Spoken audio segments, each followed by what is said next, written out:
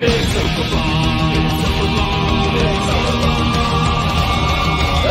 night in with MauLer and the drinker, getting trashed with the web screen ninjas. A cheap night cause I'm feeling kinda thrifty, got a 10-pack of beers and a bottle of whiskey. Hop off the cork, have a glass of wine, as they'll say, I'll be fine. Trouble walking in a straight line, but pour me a Pinot Noir. It's open bar with our hosts, MauLer and the critical drinker.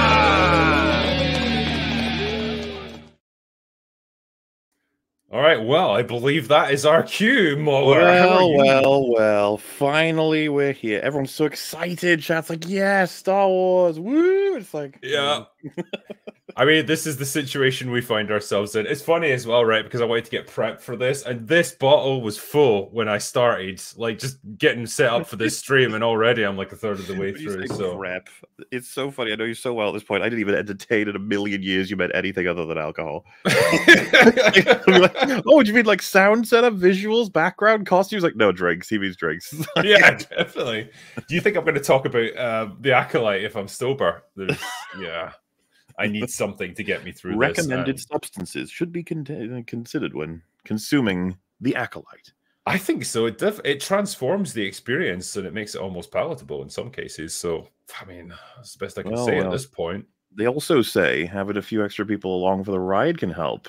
So, I think it does, yeah. Well, I think in the subject of extra people, we should start bringing in our guests for this evening. So, this first one, this is his actual debut on the open bar. We've been talking about this for a while, actually, but we wanted to wait until we had actual Star Wars content to discuss with him. And now, well, we sort of do. Yeah. So, welcome everyone to the open bar. Star Wars Theory. Hey, what's up, guys? I know that guy. Yeah, I think I know this guy. This guy too. I think I've seen this guy as well. We shared a booth together at Rippaverse just a little while ago. Hey. Yeah, indeed. Yeah, that was good fun, man. I'm sorry I didn't actually go to the Geeks and Gamers house afterwards, but I was completely and utterly fucked that day. I just needed to sleep at the end of all that. Yeah, so. no, I get it. I get it. Are you going to be at Colorado? I don't think so. Comic Con there. In July. Well, sometime we'll cross paths. Oh yeah, I'm sure. If at the very worst, we'll probably be both at MegaCon again next year. So yeah. If all else fails, I'll see you there. But yeah, it's good to have you on Open Bar finally. Thanks for having me on, dude. Yeah. We talked about it obviously a little bit previously, and yeah, now that we've actually got something to talk about Star Wars wise, seems like a good time to do it. So nice. Yeah, definitely. The next man up here, he's well, what can I say? He's been on a bunch of times already, actually, and he's been a great guest. He's got a robot for a head. He is the robot head. Welcome, sir. Good morning, everybody. Oh, good evening on your side of the world. Hope everyone is well. It's going to be an exciting conversation. I think there's I was just going to say, I feel for Theory. The rest of us, it's Star Wars makes our life easy, but for Theory, I feel for him. I did watch your live stream with it, man. Just so much conflict. Everyone like in chat sort of thing over like the episode and the reception and stuff. That's just what you'll find with myself. I imagine Robot Head. I imagine Drinkers. Our audiences are a little more they're willing to criticize Star Wars, I guess, to some degree.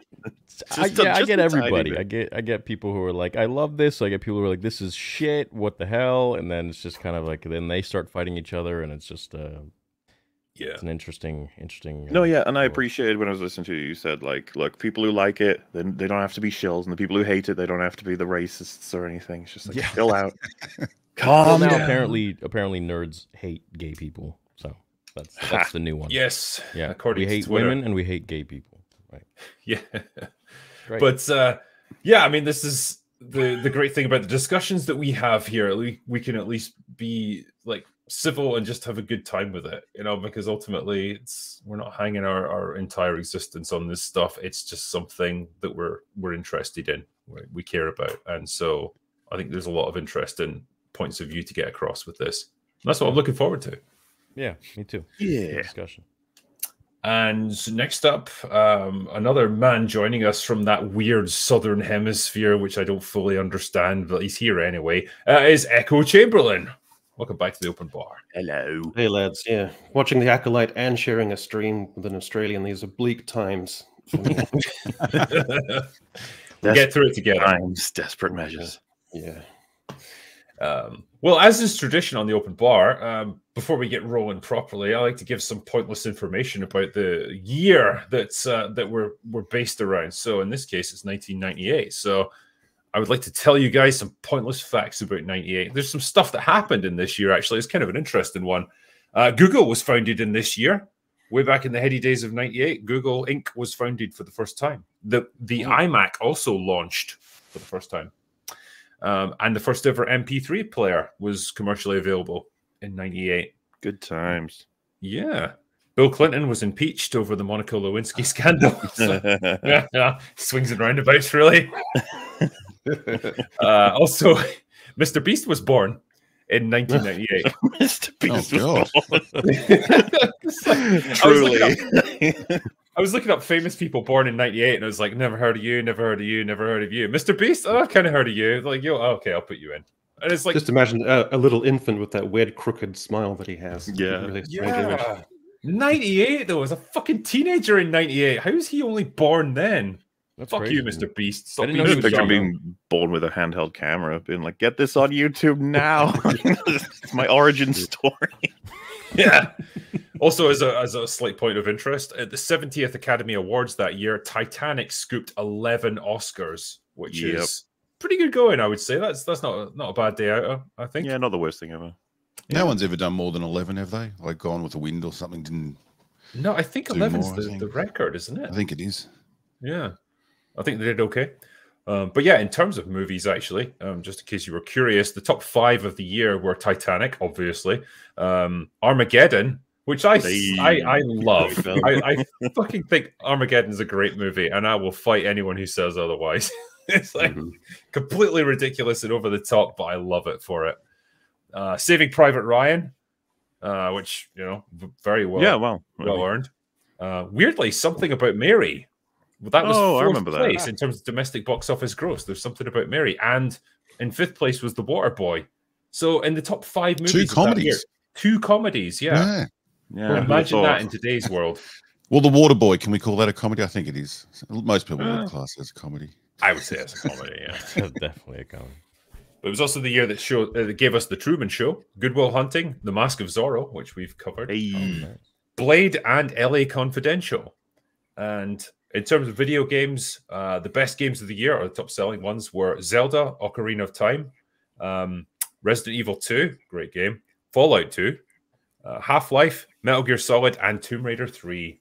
Some of the biggest games of that year. Wild. So there you go. Like, those graphics, it's a bygone era. Tomb Raider 3, those graphics were next level, I remember. Did you play the remaster? I played the original on the floppy disk on my computer. I remember. Well, it's weird because like you compare Tomb Raider 3, right? Yeah. PlayStation game, like pretty pixelated graphics versus Half-Life, which look fucking brilliant. Like still looks reasonable even by today's standards. Yeah. Obviously very, very chunky, but still Valve really pulled it. You know, they really pulled it out with that one. Well, I remember the first time Tomb Raider came out, it was literally, I had this like, I think I was like 7 or something, and I had this computer guy at my house with my dad, and he was setting stuff up, and he was like going over Tomb Raider. He's like, yeah, this is the next revolution in gaming. Like, just look at the graphics, and we were all like, you know. Titanic. And I'm just like, holy shit, yeah. Wow. It is a revolution. That's we amazing. went from triangular titties to somewhat like beach ball shaped titties for the third one. So, you know, that was progress for sure. Yeah, like, it was again, you had to use your imagination as a teenage boy back in the 90s. I'll say that much. You did. Yeah. Or you had to wait for a late night Channel 5 movie in the UK. I think I'm the only one on this panel that will get that one. Titanic for me is the one film which has the biggest distinction between how men and women think is that one scene in Titanic where towards the end the elderly Rose has got that jewel around her neck and she just goes quietly to the side and she lets the jewel plop over the edge into the ocean. And every woman in the audience is thinking, That's so poignant. That's such a lovely, tender resolution to the film. And every man in the audience is thinking, why are you throwing that incredibly expensive jewel over the side, you crazy old biddy? You see some guy jump in after it, like, no! have any of you guys seen the alternate cut of that scene? No. Am I the only person on this panel that's seen it? Oh, it's been forever, so I don't remember what happens in it. There is legit an alternate cut of this, which was infinitely worse, and I can't believe they even filmed it. So, as with the original movie, she goes to the railing in the middle of the night to drop the jewel over the side, and fucking everyone just shows up to stop her because they think she's gonna like jump over the edge, like crazy old lady that she is. And Bill Paxton's character sees the jewel in her hand and realizes what she's gonna do. And he's like, can I just hold it for a second? Because this is like his life's ambition to get this jewel. And so he gets to hold it just for a moment. And then she like flings it over the side. And what's the fat beardy guy? I don't even know what he's called, but he's like the sort of guy who's all into the kind of drama and spectacle of the Titanic sinking. He's like arguing with her in the background, like, "Oh, lady, I can't believe you did that." And then Bill Paxton walks off with the really ugly chick who's like the daughter or the granddaughter of Rose, and they're just like, "Oh, that's right, yeah, talking together." And I just thought, I'm so glad that you never put that in the film. that happened though. That's the legit thing. I can't believe I'm the only one that's ever seen it, or at least on this panel. I like the idea that Paxton was like, "Let me throw it for you," and then he just makes a plop sound, and he's like, "I threw it, it's gone." Or he just like yanks it out of her hand. And he's like, "Psych, it's mine now, bitch." The final shots, he's hiding it behind his back as he's pushing her back into her room. Time to sleep, Grandma. Crazy. Here's an extra pillow for you. The jewel in the drawing of her tits, and that's all he takes. Reenacts the handcuff scene, except putting her in them to keep her still. Yeah. Better than reenacting the buggy scene with her. We appreciate you. You've lost your mind. Yeah. You don't know what you're talking about anymore. Anyway, speaking of not knowing what we're talking about, gentlemen, the Acolyte. We've anticipated it for months now. We've seen the trailers, and now we've seen the first couple of episodes. Disney has threatened it for months, and they finally made good on their threat. I was going to say we watched it, but that's not the right term. I think it was inflicted upon us, and we experienced it. And so I'm just going to turn it over to the panel, actually, and you can go in whatever order you want. I would just be curious to know, what are your thoughts on the first 2 episodes of The Acolyte? Bad. Good night, folks. Anyway, that's all we've got for today. Go away now. I should put that on the poster. Just bad. For me, I feel like there's still so much room to know where we're going with this. Right now, it just seems like a really rushed sort of murder mystery. And like, yeah, okay, murder mysteries are cool, but I don't care about the characters, right? They just kind of threw us in there and started dropping Jedi like flies. And I'm like, I don't know who this is. I don't care who it is. I have no invested emotion in any of these characters. So I think first they should have, the first 2 episodes maybe build a relationship between the viewer and the Jedi. And then all of a sudden they start dying. And then that would be maybe a little more interesting. But right off the bat, I mean, these are all new Jedi. Like, like I said in my stream, I think, an easy, very easy, cheap trick for them would have been, once the Jedi start dying, you have the Jedi Council, which maybe we'll see in episode 3. And you got Yoda sitting there. Because he's around and he's like, find the killer, you must. And boom, that's it. Now everyone's like, holy shit, Yoda just gave us all orders. We got to go do it. Okay, cool. Then at least, there's something. There's going to be some people that are going to be like, all right, well, Yoda gave us this command. We have to go do it. You're now connecting different timelines. Right now, it just feels like, I don't know. It just does. It doesn't feel like Star Wars. It feels like a Hollywood sort of Asian-inspired, not even samurai film, just like something. It's a murder mystery. Retarded episode of Columbo. Yeah, it's weird, but they got rid of the mystery so quickly. I was amazed how quickly they shot their load about the whole twin thing. Like, that could have been spread out over the whole first season. Yeah, but like straight away, they wanted to tell us there was 2 different people doing this, where they could have at least let us think there was one person doing it for a little while. But in the first episode, we know that it's not 2 different people. You could have Tyler Durdened it quite easily, and that would have been an interesting concept to play with. I mean, it's been done obviously plenty of times before, but it's something just a little bit outside normal expectations. I don't think originality is what they're going for. No.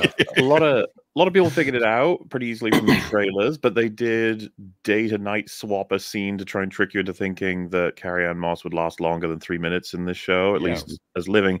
I think I'm inclined to agree with Theory on the idea that, like, what if we had like an intro with her doing her average day? She's like a really altruistic Jedi. She helps people out. She does this and that. And then, for an episode, we can maybe even get a full adventure, understand it. Because, of course, they're going to reveal something about her history that's going to make us all go like, ooh, that's not good. I don't know what it's going to be exactly yet. But it would be nice if we got a full... Well, there you go. It would be nice if we got a full picture of someone that we thought, oh, that's a really good person. She gets killed by defending people, right? So we're very much like, you did the bad, definitely invested in how we don't like you now. And then later we get the history of like, oh shit, she was a bad motherfucker. Is that what's going on? I don't know. But like, no. It was like, this is Carrie-Anne Moss. We're like, hello, she's dead. You're like, oh, okay. Because some people are like, whoa, spoilers. It's like, I don't know if that's spoilers, man. That happens in the prologue. This is where a show relies on the meta rather than the actual storytelling, because they're relying on the idea that we know who Carrie-Anne Moss is. She's a famous actress. She's Trinity. And like, we assume that if she's in this show, she's going to have a big role because she's a big deal, relatively speaking, anyway. And then, wow, oh my god, you killed her off in like the first 2 minutes of the show. That's crazy, man.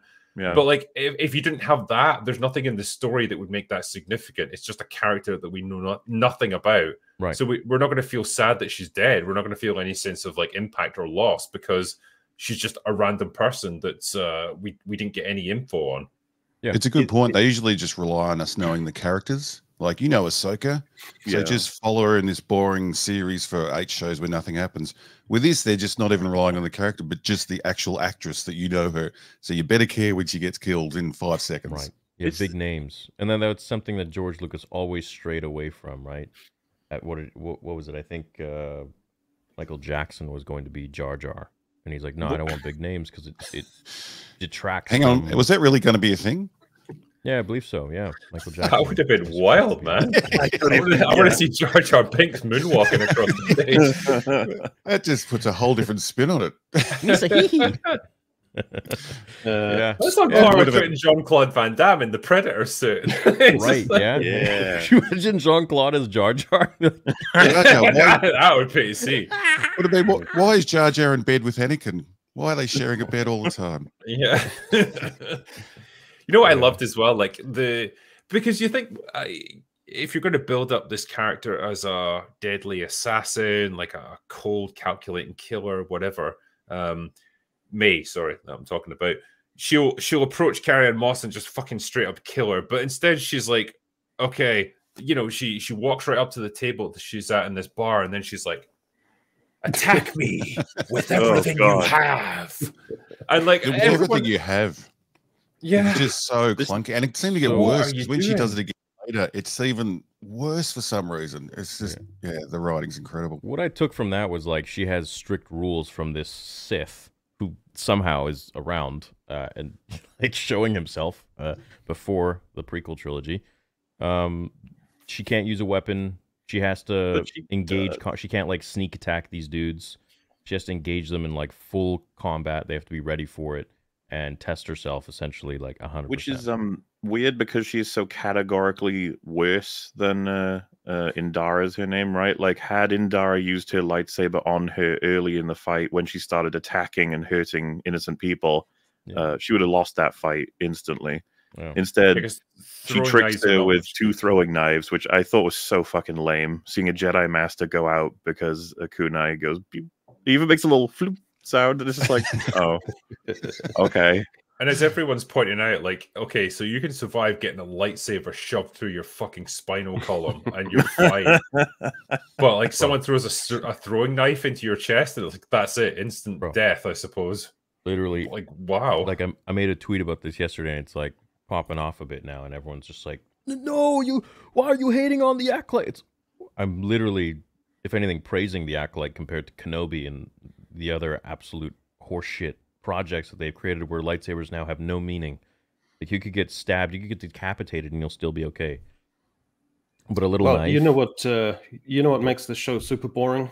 It's the fact that you've got thousands of star systems and incredible exotic locations you could explore. Like in The Empire Strikes Back, you can go from the windswept wastes of Hoth and then up into the glossy black of space and then to the green color palette of Dagobah and then to Bespin. Here, you spend the first 10 minutes in a bar, in a slatted bar. Then you spend 10 minutes on a boring freighter. Then you spend 5-10 minutes in a boring Jedi youngling training room. And then you go back to 10 minutes of a boring prison ship. And that's the bulk of the episode.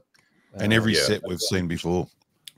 Yeah, exactly. On in Dara's death, by the way, as much as all of it in and of itself, I had issues with it. I was losing my shit when the I lovingly refer to him as Smilo Ren for anybody else who's got better. That's a good one. Wow, that's good.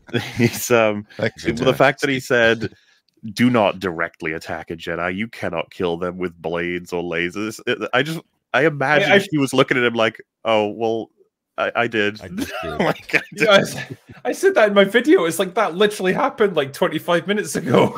Like, what are Metal you doing? and lasers don't kill them. It's like, well, can we rewind a little bit? It's so weird. Like, everyone has come to the same conclusion. It's like, why did they have him say that after showing us the opposite? That feels a bit weird, but all right. Okay, he does that weird thing that Darth Maul does at the end of Solo: A Star Wars Story, where in an intergalactic phone call, he just randomly ignites his lightsaber, and this dude does the same thing. Well, I was going to ask about that too. There's that weird line. Theory might know if this is in any of the books or anything about that Jedi never draws their lightsaber unless they're willing to kill, or whatever the line was. Is that ever been a rule? Because they seem to light them up to see their way through caves in films. They seem to light them up for any reason. Well, Obi-Wan Kenobi fucking drew it in the cantina and sliced the guy's arm off and didn't kill him. Exactly. Yeah, this is a bit of a new thing that they put in from Jedi Fallen Order, where you hit block to essentially light up caves. So they're just kind of drawing on that. But they said, I mean, look, she said that she made her put her lightsaber back away because she said, it's only meant to be drawn when you're willing to kill someone, which seemed to be a new rule I'd never heard of before. Yeah, it feels like Jedi would draw them in defense, not necessarily to kill. Well, it seems like the opposite of what the Jedi would do. You think they would usually draw it to sort of calm a situation or take control of a situation, but she tells her that she shouldn't be, have it out. That's how she ends up dead. I mean, correct me if I'm wrong. I understood that the whole purpose of a lightsaber, because it can cut through anything, is that you can literally disarm your opponent. So, like, say they draw a blaster on you, like you can slice their arm off. You haven't killed them, but like you've removed their ability to harm you. So it's kind of a defensive weapon. The show should have started like the scene out of the Holy Grail where the one with the knives just standing there with no arms in the end, just trying to headbutt her across the room. So these Jedi are completely different from the prequel trilogy. I think that's one of the points that they're trying to make, especially with Yord. I feel like the point they're trying to make with him is like he is so by the book, and then eventually the Jedi kind of change as they like move down the line and become, in the prequel trilogy where they're just so disillusioned with politics and all this and that. So their rules, I think, are going to be a little bit different than what we know from the prequels. They're going to be a little more strict in that sense. They come across more like a police force in this show. Even the way they talk, the stand down, and we had the helicopter searchlight scene, and that's right. I think you're going to see a lot of that in episode 3, where they're very much portrayed as an oppressive force that kind of takes what they want from people. Well, I wish they would do that would be better represented in terms of their decisions, because obviously we've got some hyper retardation. First of all, did anyone get struck by it being very weird that they sent a Jedi Knight and a Padawan to get a Jedi Master Killer? Oh, yeah. What? Why? Oh, that's all right. When they get her, they put her on a ship and just send her off. This just made me lose. This made me lose my fucking shit. It's like, okay, you've got someone who's capable of killing a Jedi Master. At the very least, you want to take her on your ship immediately back to Coruscant. Like, and have like one person at least guarding her at all times, put her in a fucking laser cage or something. Like, take every precaution possible, even if you're not entirely sure that she's the culprit. Don't just put her on a low security prison ship with one security droid on it. Fucking droids. And the guy that had the thing on his mouth, they're going, he's a violent criminal. It's like, she fucking killed a Jedi. She does anything that guy did. And if you guys remember, when Indara's fighting her, she actually reports that she can use the Force. She says, like, I'm battling a Force user or something like that. So you put her on a ship where you know she can use the Force only with droids. That's interesting. I wonder if that could ever go wrong. Obviously, we don't need to worry about the fact that she could break out herself because she happens to be encaged with two of the most perfect break out of a ship, thing, robot and alien that have the perfect. I was so like, oh, okay, sure, like just fine. Because you've got like Cenobite guy who can somehow like control the droids and the ship and everything around him, and then everyone else who can like. That was like the peak of lazy. Like, there's some stuff I think you could buy from like a modded up type person, or even a droid hybrid of some kind. But he basically just says like, "I take control. That's what I do. That's my move." You're like, okay. Can we ask as well, like, because there's two things I want to discuss before we get to that prison break thing. How she gets arrested. So they come and get her on the basis that the innkeeper at this cantina identifies her as the killer.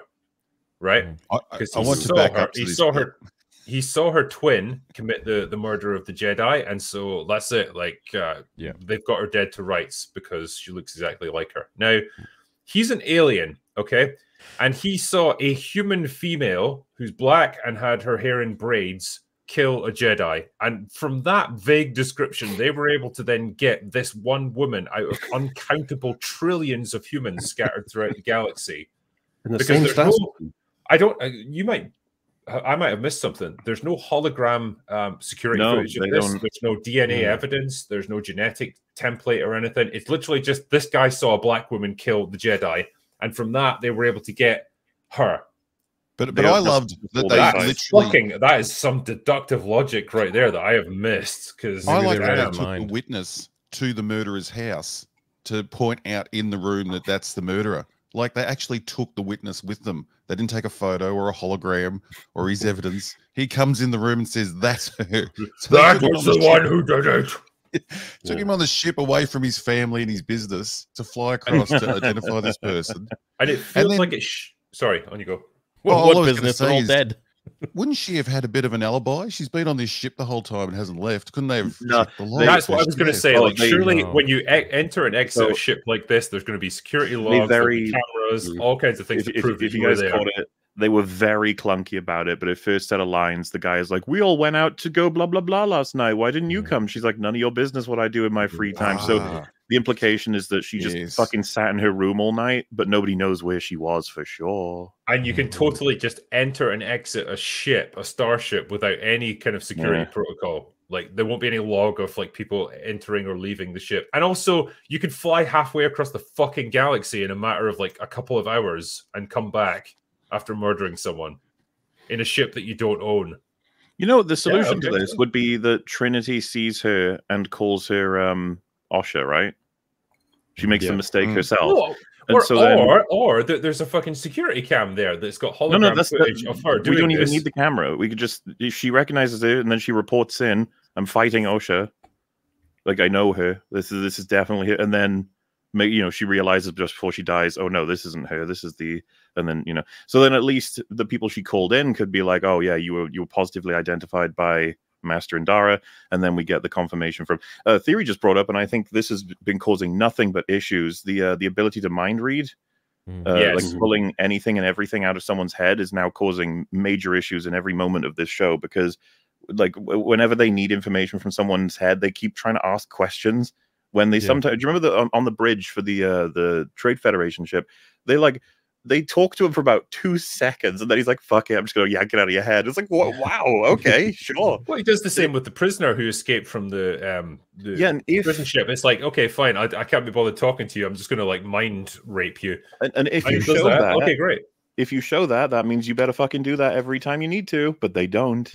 And well, this is the thing. I said this in my review. Where it's like, okay, when you actually apprehend this girl and you want to know what she was involved in, okay, I'm going to try and like mind read you, and if I can get the information I need, great, that will either prove that you're guilty or innocent, and if you resist me and you block me, that's probably a sign that you're hiding something and you were probably guilty. Oh, that really took me when Sol was like, when she says like, "Believe me, I wasn't the one who did it. Believe me." And he was like, "I do." And I was like, "You don't need to believe." Why do you? Like 2 minutes ago, he was like, "Could it have been May? No, she's dead." 2 minutes later, May did it. I know. Leslie Headland, it's like source. Trust me, bro. The problem by saying like the Nemoidians are trying to deliberately hide the fact that they've got this person working on the ship, so they might get rid of the logs or the camera footage because they want her working outside when it's against Jedi regulations. So that might have been the logic they were going for there. Did you notice how they should have used it to derail? Did you notice how they changed the accents of the Nemoidians? Yeah, deliberately, yeah. They're much more generic alien now. No more fake Japanese accents there.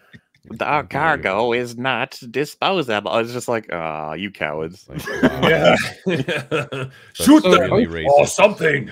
Yeah. So OSHA is 99% Sabine Wren. She's a lovely, likable, plucky young female protagonist who lives on the margins. Oh, that's clearly not Sabine Wren then. Lovely and likable. Who talks wistfully to herself and sometimes talks wistfully to her marketing opportunity, little companion creature thing. She used to be involved with the Jedi, but she fell out, and now she's sort of languishing a bit on the margins, and then she's going to be thrown into some new adventure. So she's 99% Sabine Wren, who's already the most boring character. And the sister's I think they were trying for a hybrid of Sabine Wren and Rey, in that, you know, she's got the kind of technical skill and she's got the kind of slightly goofy, like, I don't spend much time with people kind of vibe about her, where she, you know, talks to herself or talks to her droid or whatnot. I really want to hear what MauLer has to say about Master Torben. Well, I mean, are we on him yet? Let's wait till we get to that point. I just want to jump right. 18 and 50 years old at the same time. There's things to be said, but I have a quick question about the little robot. Was it the same little robot that also put the fire out in space? Like, can that Swiss Army robot do absolutely everything? Yeah, I think so. Seemingly. Yeah, we're still scratching our head on how a fire can burn in space. Oh, don't get the fucking chat going on this one. Holy shit. I want to set the record straight here. This isn't like an oxygen cylinder that ruptured and it's like spewing gas into space that's then ignited. This is like an actual fire. It looks like a campfire that's burning as if it's consuming oxygen as it goes.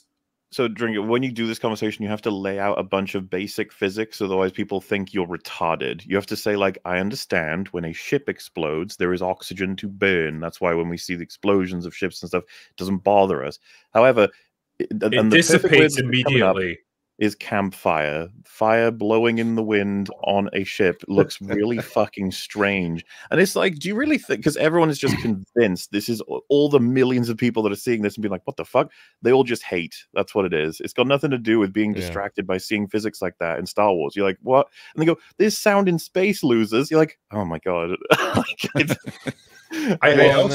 I love the argument where they as well, like how, like, say soldering a power coupling, which is what she was doing, suddenly causes a thing to explode and catch fire. Like, I don't know how those two things are meant to be related to each other, but again, it's just it's like what you were saying, MauLer, how there's explosions in all of the George Lucas movies, but it's not just like a literal campfire that's just like swaying in the wind. It's like an actual explosion of maybe like a fuel line or something like that.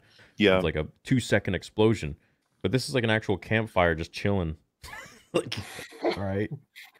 Yeah, and she puts it out with like smothering it as if, you know what I mean? Like, I remember seeing that being like, wait, did she just prevent the oxygen of space from continuing the fire? It gets so fucking, but whatever. It's not like a huge issue, but it's become the issue for the show for some reason. Maybe there's a force field around the ship.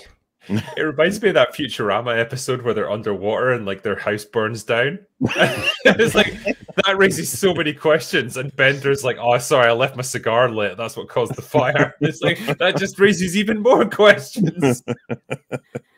Some problems when Yord and Ocha are talking about her backstory, and I'm not sure if you guys noticed, but it just gets slipped in. You know, you lost your family, you lost your mothers. It's like Leslie Headland couldn't resist putting in. Oh, wait till episode 3, Echo. You have no idea what's coming. Have you seen episode 3, Drinker? I've listened to Chris Gore talk about it. Yeah, he gave a pretty extensive description of it. So and he's promising big things.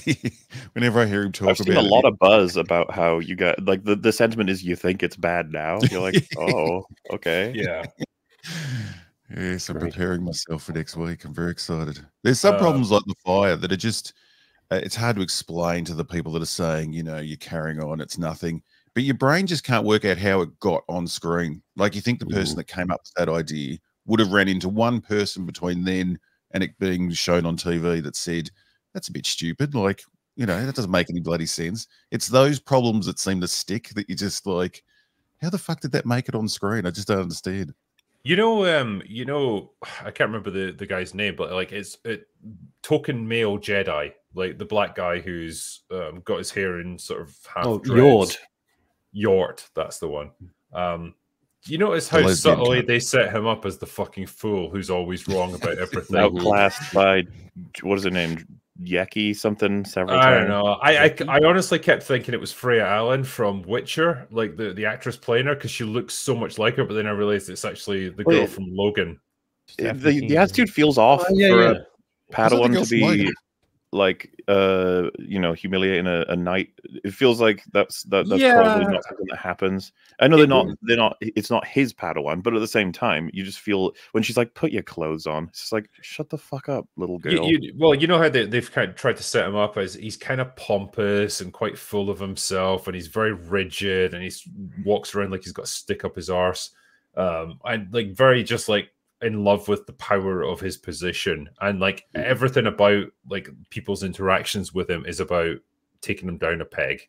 Like he's consistently shown to make the wrong call about everything. He gets caught, I don't know, like ironing his tunic or something, so he's shirtless for no apparent reason. And then, yeah, like you say, his Padawan or a Padawan is like, put your clothes on, you fucking loser. What a beautiful male, beautiful irony though that he's earnest and half-baked as a character, and the actor playing him is also completely earnest and half-baked, so they correspond perfectly. Like he's the guy in the interview who said Anakin blew up the Death Star. He used to be. She's having the other thing he said. She's having a go at him before they even have a scene together. Doesn't she sort of laugh at his name or who they've got coming along? And like the show sets him up to not even have a chance. Yeah. But who's that chick that he writes with on the spaceship, like with the Ferengi ears? And who was that? That's the only time we saw her. She was out after that. She's just an extra. That was his Padawan, and it's like it's interesting that he's going on a mission. So now she's like it just feels to me it's like why I don't know. Does he not have duties with her that would be? I don't know how anything works in this fucking place. Like you got Jedi Master who's going to be picking up the assumed Jedi assassin killer. I'm going to take my Padawan, which already seems like okay if you think so, and this Jedi Knight, but not his Padawan. Presumably because he has some insight into this organization. You know what I mean? It's just like this feels. How about you take like a whole squad of Jedi Knights who can absolutely back you up and know what that was something doing. that really fucking annoyed me because when they make these shows, they don't appreciate POV whatsoever. If you're on the outside and you find out, okay, so one of the top Jedi Masters ever just got killed, and the suspect was on her way, but the whole ship got booted out of all of its like people and crash landed. And she was labeled by the people who escaped as the one that was behind all of it. Remember, one of the prisoners says, it was the Jedi killer's plan, which you can ignore, but at the same time, you'd be like, this is interesting. And there's like, nah, she's fine. We're just going to go. It's like everything points to her being incredibly dangerous right now. Everything. Yeah. Maybe we should be careful, Soul. There's a point where you're straight up says, like, I don't think we should trust her, and I don't think we should take her on this mission to apprehend her twin sister, because that's really a conflict of interest. And even if she's not the one who committed the murder, like there's a pretty high chance that she might turn against us. And Squid Game guy is like, you need to stop letting fear rule your decisions. And I just thought, what the fuck? That's like pragmatic logic ruling his decisions there. That's like common sense. That's not fear, you dick. Just because you're Korean doesn't mean you're like fucking dispense wisdom like a fucking Coke machine. This asshole. There's still not enough to at all trust her in episode 2, but they end up giving her a stun gun and they allow her access into hacking their ship. She's just sitting there with her droid hooking up, and she's like, "Oh, don't worry about me. I'm just sorting some stuff." And they're like, "Yeah, no, I still don't even know if she's innocent." Oh God! And what's funny is that at any time he could be like, "Hey, just cooperate with me. Let me look into your mind," which I can definitely do, even with Force users, and I'll appreciate just knowing you're innocent. She's like, "No, you can just believe me." Like, oh yeah, okay. The way they're handling the stakes of all this is so odd. Like when Leslie Headland's wife, the green lizard woman, is saying to Squid Game, like he's asking to go, and she goes, "No, your work here is too important." And we've just seen him teaching younglings, like teaching our primary school kids how to do something. So that's more important than retrieving a Jedi killer. Yeah. Like, shouldn't the whole Jedi Academy be closed down and everyone that works there be on a mission to stop this Jedi killer? I would not, like I said, I wouldn't be surprised if at least 3 Jedi Masters were sent onto this. Like a Jedi Master Assassin. That seems pretty big deal. Possibly the biggest deal I've had to deal with in some time. And she's like, no, your work here is too important. But she just keeps swapping and changing too. Like one minute she doesn't believe him or agree with him. The next minute she does. Like she's all over the place. You know, as well, what I find so fascinating as well, if I had like a senior government official or some very like important person and someone staged an assassination attempt on them and they were only foiled by like a last minute defensive measure, you know what I would do? I would move that person to like the most secure place I could find. I would surround them by like entire platoons of special forces guys to keep them safe. I probably wouldn't just leave them exactly where they were, unguarded, and just assume like, well, you know, the assassin failed the last time, so they're probably going to fail this time as well. And that's exactly what happens in this. Well, he even says we know where they're going next, doesn't he, at one stage? And she's like, no, we have to discuss this first. It's like, you know where the killer's going. Why aren't you getting there? Yeah, this is like a you have to strike while the iron's hot kind of situation. The Force, by the way, has descended into nothing but contradictory gimcrack wisdom now, because you should feel the stillness of the Force, where at the same time Yoda should tell us we should feel the Force flow through us, and you should meditate on the past, but you should also let go of the past in relationships. But you should also be aware that the past that we hold on to can only be seen from a certain point of view, and then you also have to be mindful of the future, but not look away to the future or to the horizon. And also you need to, because your focus determines your reality. So nothing means anything in the Force anymore. Keep the past on your mind so you're not doomed to repeat it too. That's right. That was honestly like perfect. Like you mentioned this in your review, Echo, where it's like those who do not meditate on the past are doomed to repeat it. And you were like, fucking well done, Leslie. That must have taken you days to come up with. No one's ever thought of that sentiment before. Take away one syllable and the whole delicate epigram collapses. It does come across to me now that any particular Force user that's breaking the rules will just make one up. Any master will just be like, oh, fuck you. Minds are like the ocean. Fuck off. Yeah. Like, all right. Rocks are sinky because they look down at rocks dark are sinky. water. Yeah. Oh, God, this fucking show, honestly. What do we think of Soul? Like, I like that actor a lot, but this guy, he's got a little bit of gravitas.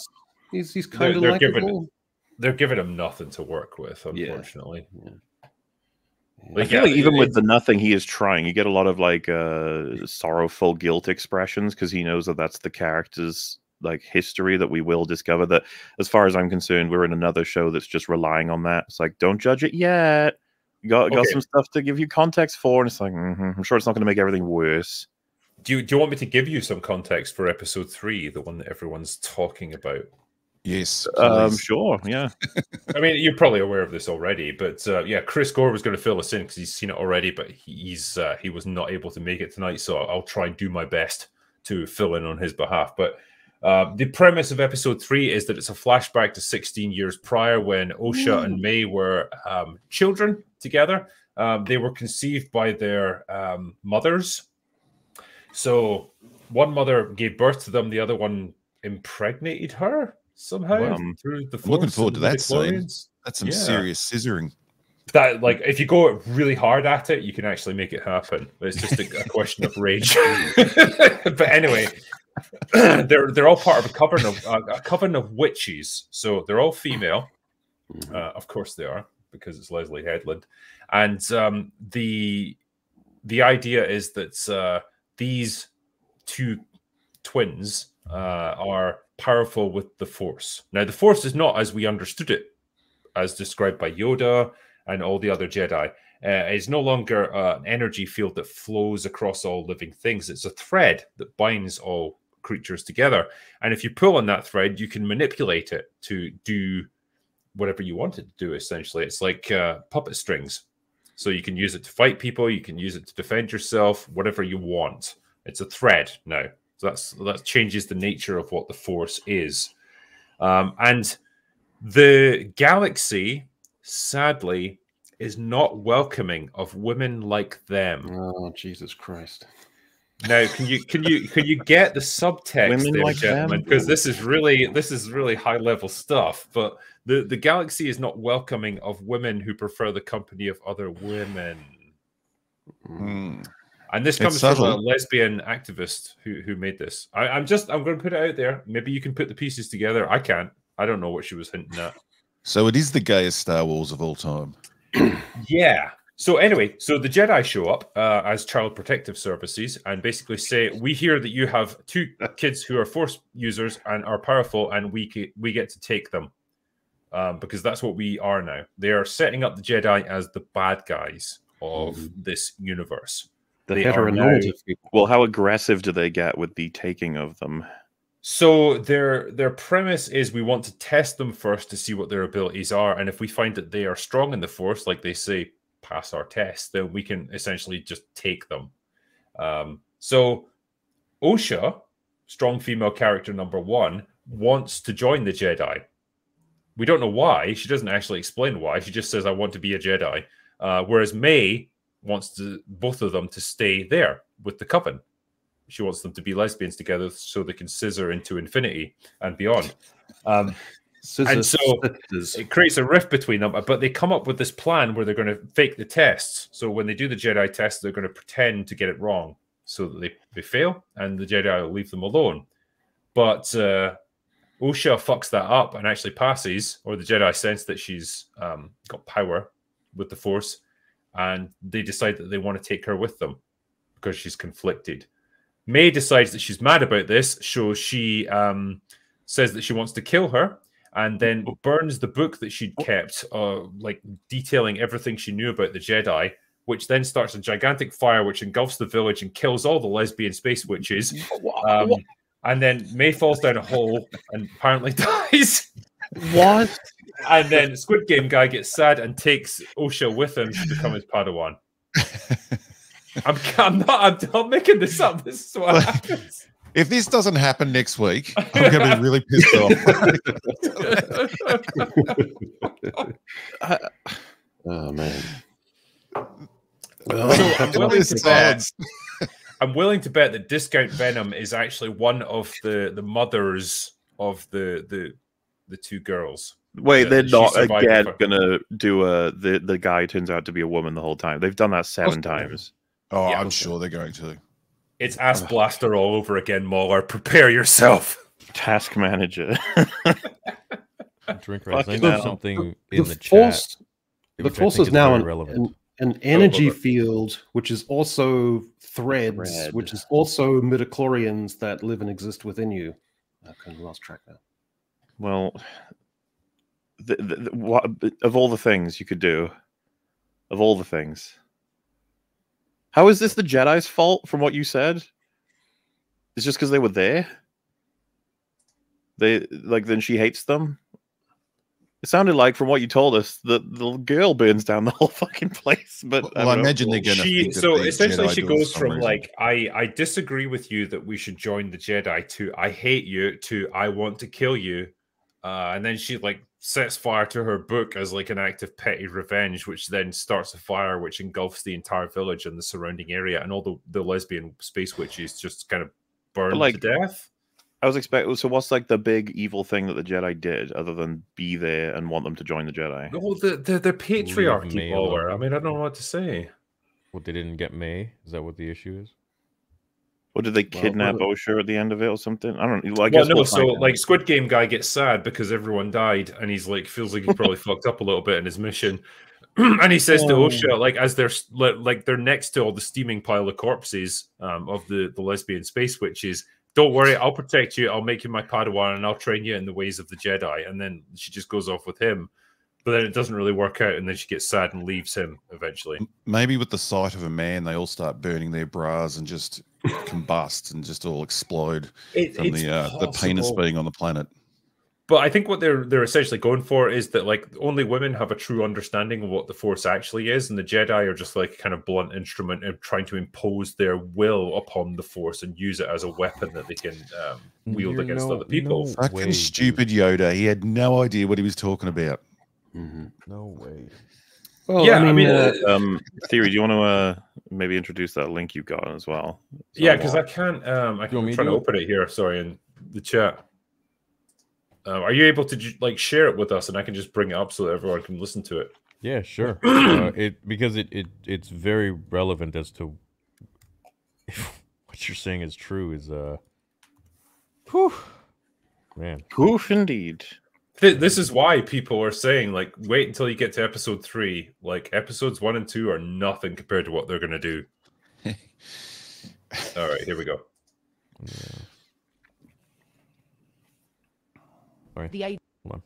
This is like what we understand to be Star Wars. Like the idea that like that only came from George Lucas. That only George Lucas holds the key for what we understand to be Star Wars is just untrue.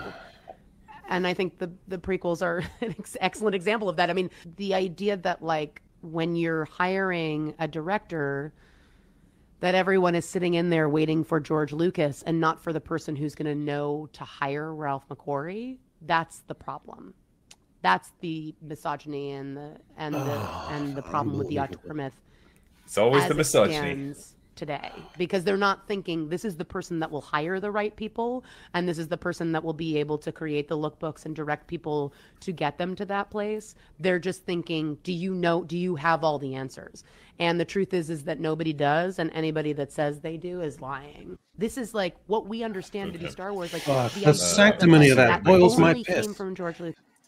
God, that boils my piss. The idea that Star Wars is some sort of entity that fell to Earth, and then men found it first, and then hogged it to themselves, rather than it being something that George Lucas created, grifted, and nearly had a mental breakdown over as he tried to bring it to the screen. And then you come in and you rely on a fan base that's pre-existing, that you had no part in creating, no part in fostering, no part in developing over generations. And then you have the sanctimony to come in and say all this hogwash about how it's all relative, that George Lucas is kind of ancillary to the whole thing, and it's up to new people to actually decide for themselves what Star Wars can be. The sanctimony of that goes. Well, it's like JD Payne and Patrick McKay saying like, well, you know, Tolkien never really understood Lord of the Rings, and you know, it requires people like us to actually bring that to the mass market, because we have the true understanding of this. He never really got it.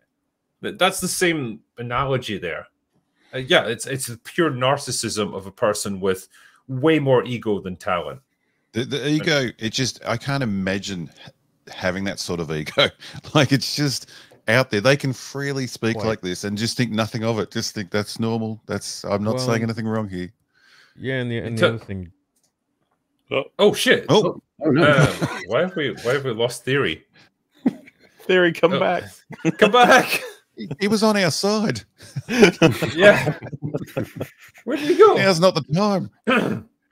Yeah, I'm sure he'll come back in a second. But yeah, like this idea of narcissism and like, I guess, there he is. There we go. Sorry, Theory. You seem to drop out there for a second. It literally just took me to my StreamYard homepage. Like that was weird. Oh, okay. Well, you're back. Yeah, anyways, what I was saying was the thing we mentioned in the beginning. I don't know if you want to bring it up now or not, but what Amanda said in that Tonight Show. Oh yeah, let's play Insane. it, and you can judge for yourself. Here we go. Watch The Hate You Give. What do you want them to walk away with? Because I know everyone has a slightly different feeling. Well, I mean, white people crying actually was the goal.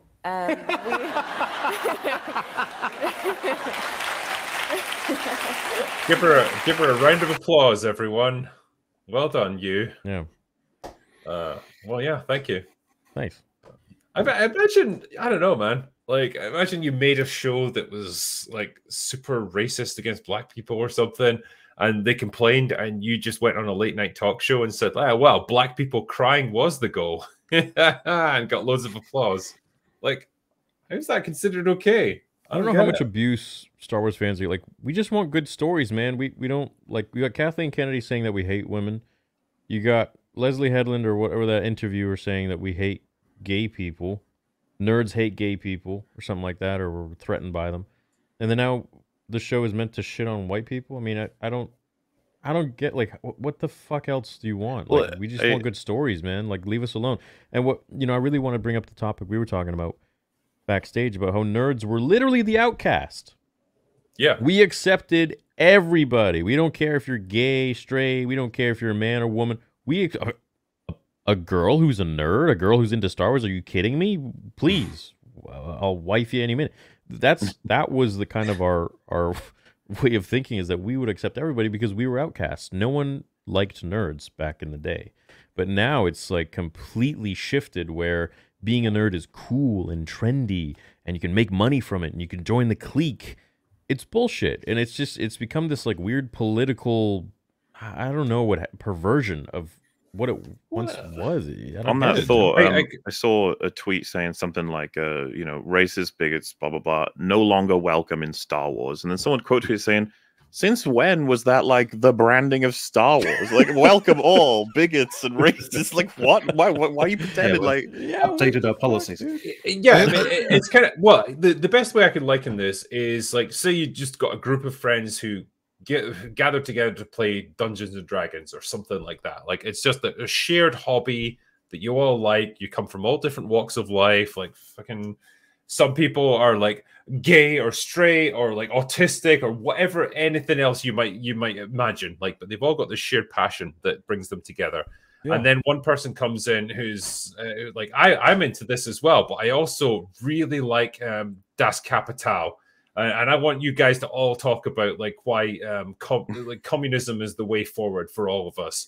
And then the rest of them are like, I'm not really sure about that. I just want to play Dungeons and Dragons and just have an adventure. And then they say, well, why are you such a bigot? Why do you hate change? Why can't you accept people for who they are? That's the same analogy that we've got here, where it's like you're trying to bring all of your political baggage in. You're trying to bring all of your hang-ups and your social political ideas into just a nerddom that was just passionate about a thing, a fan base for something. That's all they cared about.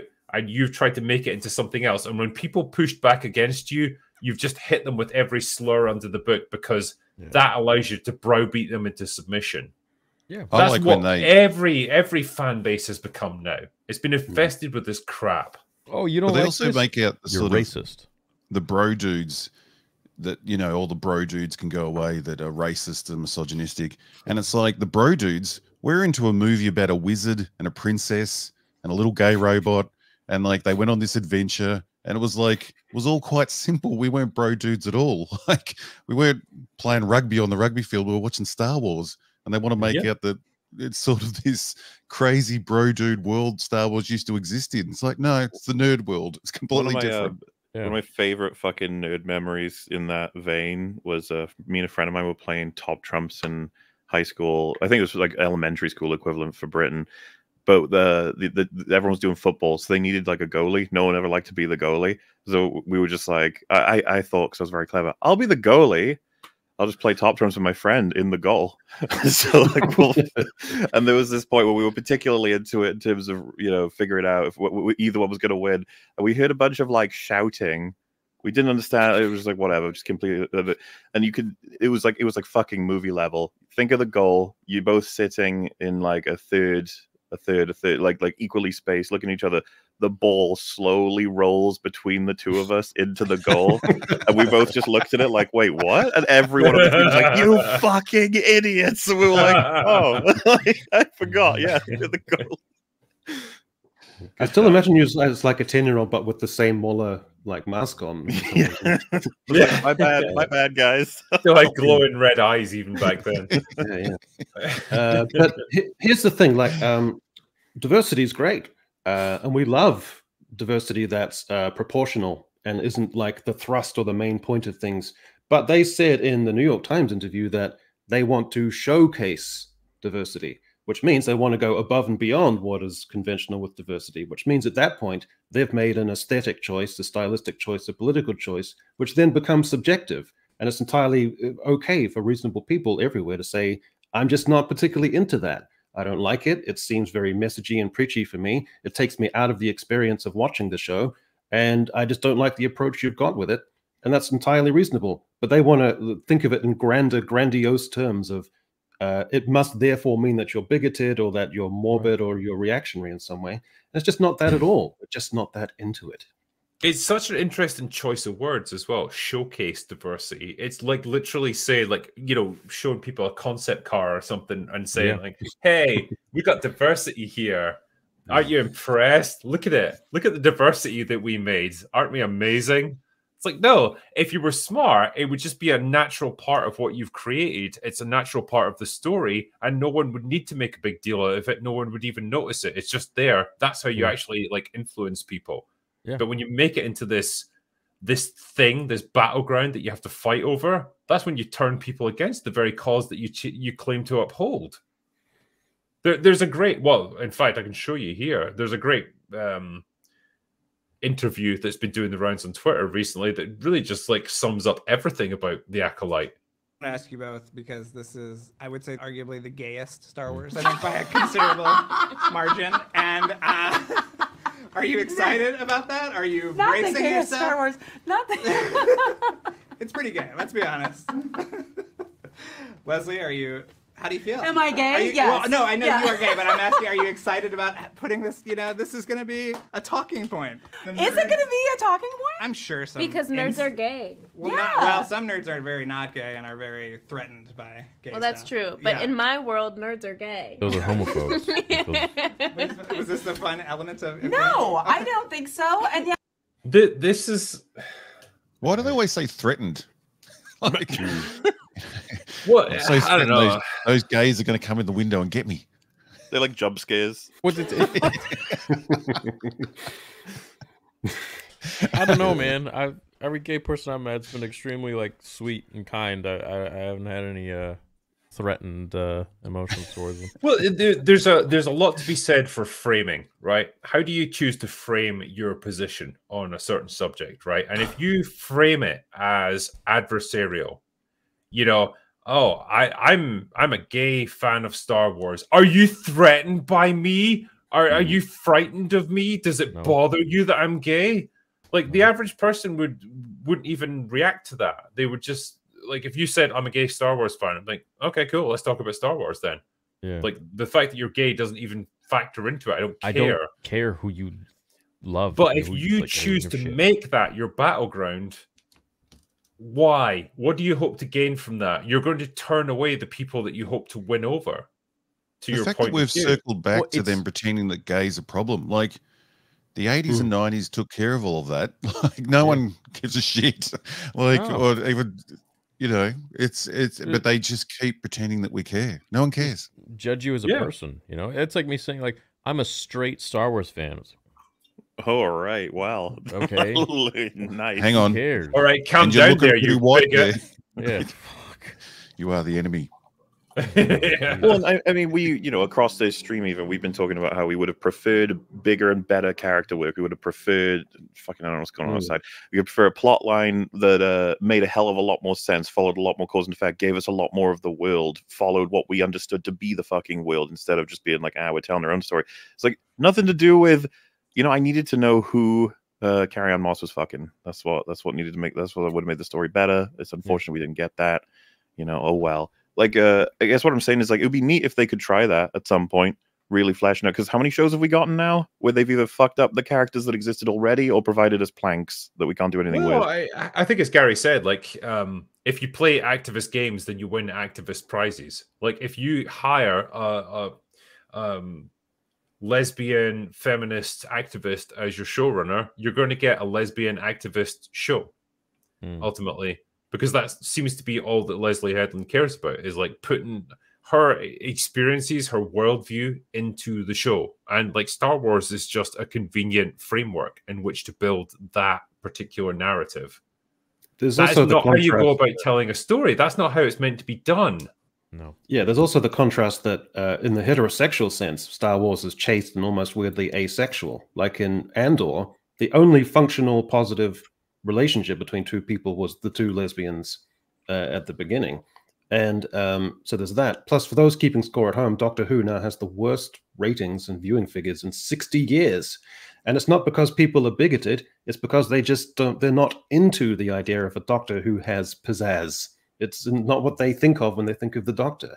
So it's not bigotry and it's not reactionary thinking. It's just, it's overload. And we're just not into it.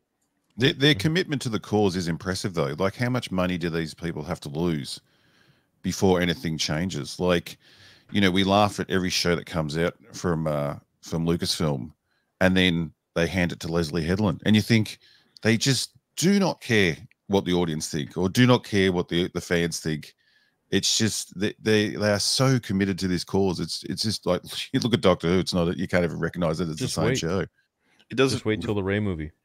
Well, it does feel like it's actually a limit of physics, like that it will eventually catch up to them. Like, they can't lose money forever. It's impossible. They have to actually, because as Siri just mentioned, like, if they do a Rey movie, that's got to be one of the last few decisions they can make as badly as that. They'd have to actually do something else at some point. Same for Marvel, by the way, of course. I suppose it's like Twitter. Someone needs to come in and just clean house. Like, that's God, someone needs to go in. Yeah. Someone needs to. It's not even like someone needs to come in and be like, "What the fuck is wrong with all people?" Get a big whiteboard. No one's gonna do that. They're all too afraid. They're too afraid of each other. It's like, why don't you just make good stories? I don't get it, man. Like, I don't know what this obsession is with all of these politics. Like, I understand that you know, we need to have inclusion and all that stuff, but you can do that without making it be the focal point of the story. On that point, I don't even know if they were stripped of all of that and they were forced to simply tell stories based on characters and everything. I feel like we've seen evidence that they're not very good at that either. Like, all of the minutia, the A to B, the normal stuff of any particular story, like you know, establishing we can pull thoughts out of someone's head and then having them devise a plan in which they can trick the man in the shop to reveal what he did. It's just like, what are we doing? We're just wasting time. Like, what? How has no one thought of this? And then the guy is like, I know, we'll have a plan where we like do this. And then the girl comes up with a plan that he's like, wow, that is better. Let's give a gun to the person we can't trust. I was like, what the fuck is happening? And it's like, that's what I mean. That's the normal storytelling shit. That's just like, they can't even get this right. They don't know what they're doing. That whole scene, all that around the potion shop was some of my favorite stuff. Some of the lines there, the setup, and like the fat Jedi guy, all of that was amazing. Ezra Miller. Dude, the fat Jedi guy who Jedi temple was that? Like, he got broken into like through the skylight. Through the front door once. The second time she just went through the big hole in the roof. Someone definitely got extra Jedi rations. Like, who the fuck is he going to be chasing down if there's a security breach? All that control they have to learn since they're children, the Padawans, and then he's got control over everything except the buffet. Like, he's just his mind is just focused, and then he sees food. It's like, fuck, I can't do it. Was that hot pie from Game of Thrones? I can't remember. But I want to go back to the scene. Actually. Yeah, the scene on the ship on the prison ship where she breaks out. There was like a helter-skelter 1 minute where she's trying to use the Force, which fails, to try and get her little pocket computer Casio 196 thing, so she can open the thing, and that doesn't work. But then the ship just slopes, and so the thing falls over there anyway. So she grabs it and uses it, and then she decides she's going to save the other random guy who's got like a flubber xenomorph on his face, and then she sparks that and it flies off and disappears. And then the guy wakes up, doesn't know where the hell he is or what's going on, but then just bolts it and hauls ass straight for the remaining escape pod, and then just flies off to nowhere in particular. That's just 1 minute of madcap, ridiculous action, which had me laughing. The thing I genuinely want to understand as well, right? So these criminals got in the escape pod, ejected from the ship, which was in orbit around the planet. The ship crashed into the planet because it was in the gravitational field by that point. The Republic then picked up the survivors from the escape pod and took them back to Coruscant and said, right, we found these guys. The girl that you're so interested in, couldn't find her anywhere. Maybe she's on the ship. I don't know. we should maybe send some probe droids out. Maybe you were fucking in orbit around the planet where the ship had crashed.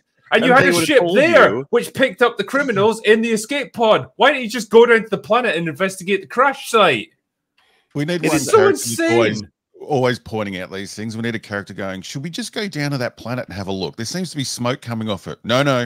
We're not going to look down there. We need just this one guy that's always trying to get it right. This is a classic example of trying to spin out the story for like maybe 3 episodes into an 8-episode story arc. Like anything we can do to just make it take longer. It's like, okay, so she crashes to the planet and goes off by herself, and then they have to go out to get her, and then they find her eventually, and then they talk her down, and then they take her back. Brilliant. We've eaten up an episode just by doing that. You could have done all of that within like the first 15 minutes. They rush the bits that they should stretch out and make more interesting, like the whole twin situation. And then so they rush those and just make it down to one line of dialogue. And then they'll, stretch out the finding the prisoners and talking to the prisoners and how they get out. And it's just bizarre. Well, I feel like everybody was confused from the get-go. The 2 Jedi arrive on a ship, and then they leave with her as prisoner on a different ship while she goes on a ship that we didn't even know existed. And they go all the way to Carson instantly, talking about the situation of her ship. You're like, what? Like, that's so hard to follow. Why did you do that way? And it's because, as Drinker said, we're delaying. We're just doing some bullshit for a little while before we get the team together and we actually have the main plot kick in with Mr. Smilo. And they can never give our hero women any light and shade. Like, she couldn't just leave that last guy on the ship to make her a little bit more interesting, where we might think, is she evil? You know, like, no, she has to go back and save the evil criminal. Like, they could have at least made it that she was forced into saving him, or give us something, but no, she has to be perfect and save everyone on the ship and go down, like the captain. No, you don't understand, Robot. Like, women are morally perfect, and they never make selfish decisions that purely serve their own interests. Did anyone else notice, maybe I'm imagining things, but when the first and second escape pods pop off, it looks like there are 4 on the ship, but that she doesn't look to the other 2. It's the way it's designed. I didn't pay close enough attention. Well, I just thought, I was just like, huh. And the guy watching it with just assumed, I guess she can't get to him. It's like, yeah, I guess. I thought there were only 2. I thought there was one on either side of the ship, and that was all you got. Look at the ship design when the second one poops out. It looks like there are 4. They look exactly the same as 4 corners of the ship. So I was just like confused. I do like the idea that you can survive uncontrolled re-entry from orbital velocities to crash land on a planet and you're fine. That's right. Yeah. Well, dude, it's not the first time we've seen that. The retard Jedi, when they're in the ship and he's like, people have clearly been here. And it's like, it's a ship. People were in here. What do you mean? Like, no. He says no one could have survived this while they're standing in a perfectly intact bridge, like with chairs and everything. Like, he says that, and then Daphne why do you think no one could have survived that? Like, it kind of looks like the place is very intact. Well, both of the lines are retarded, right? On one hand, it's very possible someone survived this because the ship, for some reason, hasn't broken apart completely. And then, secondly, of course, there's evidence of people having been here. They were here. It's a fucking shit. You know what I mean? It's like the dialogue is constantly fucking ear grating. Like, why do they speak like they're retards all the time? Well, there's at least 3. As smart as the writer. There's at least 3 scenes where you have 2 characters who know each other's backstory and who know the backstory of what they're talking about, but talk about the backstory anyway. So there's 3 instances of that at least. How come the chick doesn't die of hypothermia within like an hour or 2 of getting on this frozen wasteland? It's really lucky that like she happened to land on a planet with a breathable atmosphere, and 2 that like it was within a temperature range that humans could actually survive with like minimal clothing. So even though there's snow everywhere. You know the Fugitive ripoff scene? It feels like they're baiting the audience when he's like, don't, hey, careful, step back. Just fucking pull her in. You're way more powerful than she. Just go, fuck you. But no, you have to wait until she slips off. And then he holds her there for a few seconds. I was like, is he trying to piss her, like scare her? Like, what's he doing? Just pick her up. Imagine getting that version. How entertaining that would be, with just a lot of like "fuck you" and just like them using the Force just non-stop, like just carving their way through the universe. Oh god, dude, I would kill for a fucking character who was like that, like a ruthless Jedi Master who didn't give a shit about anyone's quarrels or quibbles. He just got shit done straight away. I feel like it's like a bigger picture guy. Yeah, like that could be. You could do a lot with that. Like a guy who was very much like, I'm here to preserve the peace of the galactic order, right? And if I have to kill innocent people in the way, or like I have to let people die, so be it, because I'm serving a larger purpose. You could just do some interesting spine. things with that. Yeah, it would make sense that there was an uprising against them, or people got sick of them. You know, it'd be so much more interesting than what we're getting. I'm going to say as well, like we've got almost 21,000 people watching us live, Jesus, which is quite cool. Is that a record drinker for us? It's not because we're interesting. Yeah, it is a record, actually. Yeah, it's not because we're particularly interesting or anything. It's just because they hate the Acolytes so much. I was going to say there is something to the nature of everyone crowding around the fucking crash fire that is Star Wars. Wait till you get to episode 3, boys. I'm just saying. Are you guys going to do a show on that one too? Yeah, well, every week this weekly anyway. So. Yeah, right. So Leslie Headland wrote that the story is based, had the impulse of a story of her and her sister, who in real life have a dysfunctional relationship, and so there's also this idea now that the subtext of what you were saying about what happens in episode 3, that for a young lesbian who is maybe unsure about her feelings and very sensitive and vulnerable, to then have to enter into heteronormative society, it causes disruption and dysfunction. It can split up your families. It can be very bad for your psyche. So that's the psychological underpinning of this dumpster fire. It's just like a $200 million therapy session for Leslie Headland. And you know what? Hopefully we can help her. You know, if she comes out of this at the end of it thinking, oh yeah, I feel like a better person, I'll say, well, it was worth it, Leslie. It was worth it to inherit an empire of dust. It would just be funny to be like, so Leslie, are you the evil twin or the good twin? yeah. Figure it out. Which one are you? Well, I mean, in between that, we get brilliant conceits. Like, how does May get away at the end of that fight? What brilliant idea does Leslie Headland come up with? Oh she kicks up a bunch of dirt. Just a literal fucking magician smoke bomb. I was like, you know what struck me as well, and I'm going to totally talk about this in my review, how they decided to do a screen wipe in the middle of the fight. Because a screen wipe in Star Wars is what you normally do when you transition to a completely different time and place. That's like you saying, this is the end of this chapter, we're starting a new chapter somewhere else. They did that in the middle of a fight scene to then cut to Osha, who was in a tunnel or something just nearby waiting for an order to go. That's not what you do a screen wipe for. And so it's just like a simple, like a filmmaking technique that they fucked up, even like the most basic stuff. And it's such a lovely way to just put in everyone's head that we, like you said, different place. We may have traveled, you know, times passed a little bit between these two scenes. So yeah, not the place to use it. All right. So I think we need to talk about the levitating guy now. So I just can I try and set the scene? So, on the planet, there's like a small subsidiary Jedi temple, like a local temple, and there's a guy who, out of some sort of remorse or contrition and long-term atonement, has been levitating like 2 feet off the air in a sitting position for 10 years. 10 years. And he looks like the synthesizer player in a 70s prog rock band. Yeah. Did he eat during that time or what? You just a pile of shit under him for 10 years.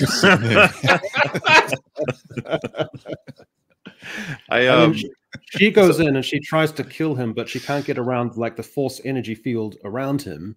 Yeah. And she's like a mime, like trying to get there but can't. And then, so that's the premise of the scene. She has to try and kill him. And I think this is one of the most macabrely surreal things I've seen, at least since Rebel Moon. But the punching, like if you're planning to kill a Jedi, the way she just kept running and punching, like they always have, like, how do we make her strong? Well, strong people punch things. And she just looks so ridiculous. She just kept going and going and going, trying to hit him in his little force field there. You guys are going to have to clue me in on this one, right? So how does she ultimately defeat him? Because she goes to discount Ezra Miller and says, like, I need a poison that will kill him. And so he's like, oh, I'm going to mix you up a cocktail with a poison in it, whatever. And then she goes to him, and then she's like, I know what you did, bad guy. And I'm going to tell people, you better just kill yourself now. And then he just like goes, okay, sorry. I guess I'll just die then. And waiting for someone to Why? That. Why did you do that? Why did you just kill her? Well, I saw someone saying the white guy kills himself because of guilt. I think that's what it was. It was the white guilt that overwhelmed him. Yeah, we should have. Someone else in my should have stream called the show. I Know What You Did 10 Summers Ago. That should have been the name of the show. You know, I think again, there's a kernel of a good idea where it's like, I can't get to this guy through the use of force or weapons or whatever. I have to just get into his mind. I have to overwhelm him with like, you know, negative fucking affirmations or whatever. I have to find a way to get into his psyche that will break his control, and then I can take him down. Fine, but that requires fucking Quentin Tarantino levels of dialogue writing. Yeah, and so, what we got instead was just like a fucking retarded 13-year-old trying to write dialogue for this character. One of the consistent themes for watching this for me was just overestimation. Every single time anything came up, I was like, okay, so you can't like it felt like a challenge. You can't beat him by, you know, his force field prevents anything coming in. It's like, what are they going to do? And I was thinking, like, what would I do? What would I do if I were her trying to beat this guy when nothing can get through the force field? And when she was like, I need poison, I like thought that was funny because I was like, what are you gonna do? Does he have like a daily sandwich and you're gonna poison it? Like, that sounds hilarious. But I guess if because he probably eats, like, sure, you could find a way in, poison it, makes some sense. When she just turns up to him, she has it on a necklace and she's like, poison yourself. I was like, that was the plan? Like, what was the point of the poison? You just need a knife at that point. Like, what? And then he's like, okay. And I was like, what the what the Use the lightsaber that's on your belt if you want, out of contrition, to kill yourself. Why do I have to bring this green fluorescent goo to you to do the job? That felt so fucking strange. Like, that was the plan the whole time. You knew he would kill himself. You just needed poison. It was poison his kink. Like, he needs that. He can't do it with anything else. That's his kink. I don't understand. I get sexually aroused by poisoning myself to death. We theorized at one point that she would need to drip the poison from above him and it would fall down through the force field or some dumb shit. But it's like, no, he'll just kill himself. It's like, okay, that makes it easier. Yeah, you needed so much more in that scene to explain what his psychology was. And it's like, you know, of the 4 Jedi, 2 are killed now. Well, all right, so we have 2 left, and we know who the other 2 are. It's Kel Naka, and who's doing it? The Wookiee, and then the Soul. Yeah, like, so you could set a trap quite easily. Like, well, I know she's gonna go through next. So, like, well, how about we have like a fucking 100 Jedi Knights there ready to intercept her? Easy peasy.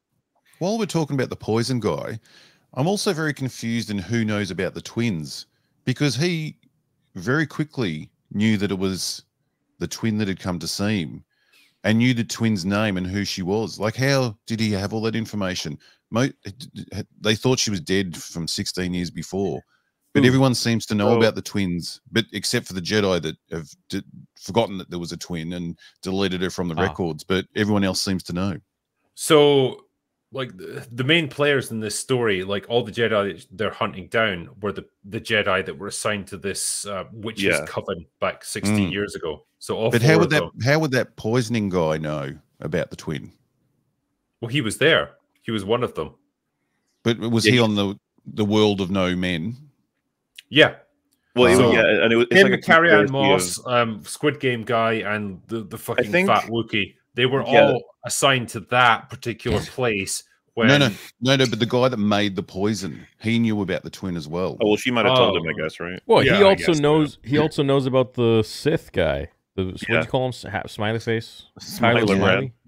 So I don't know the extent to which he's bought into this or what. I assume she's gotten him into it fully. Like, she's explained everything or whatever. Even the twin, though, she thinks her sister's dead. So the evil twin thinks her sister's dead as well. But they both thought they were dead, right?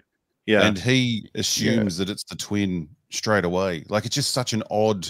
Yeah, that's who fair. knows about but what I'm also confused about is how Snape knows about the Smiley Wren guy, but also she said it's probably better for both of us if you don't tell him that you gave me this poison.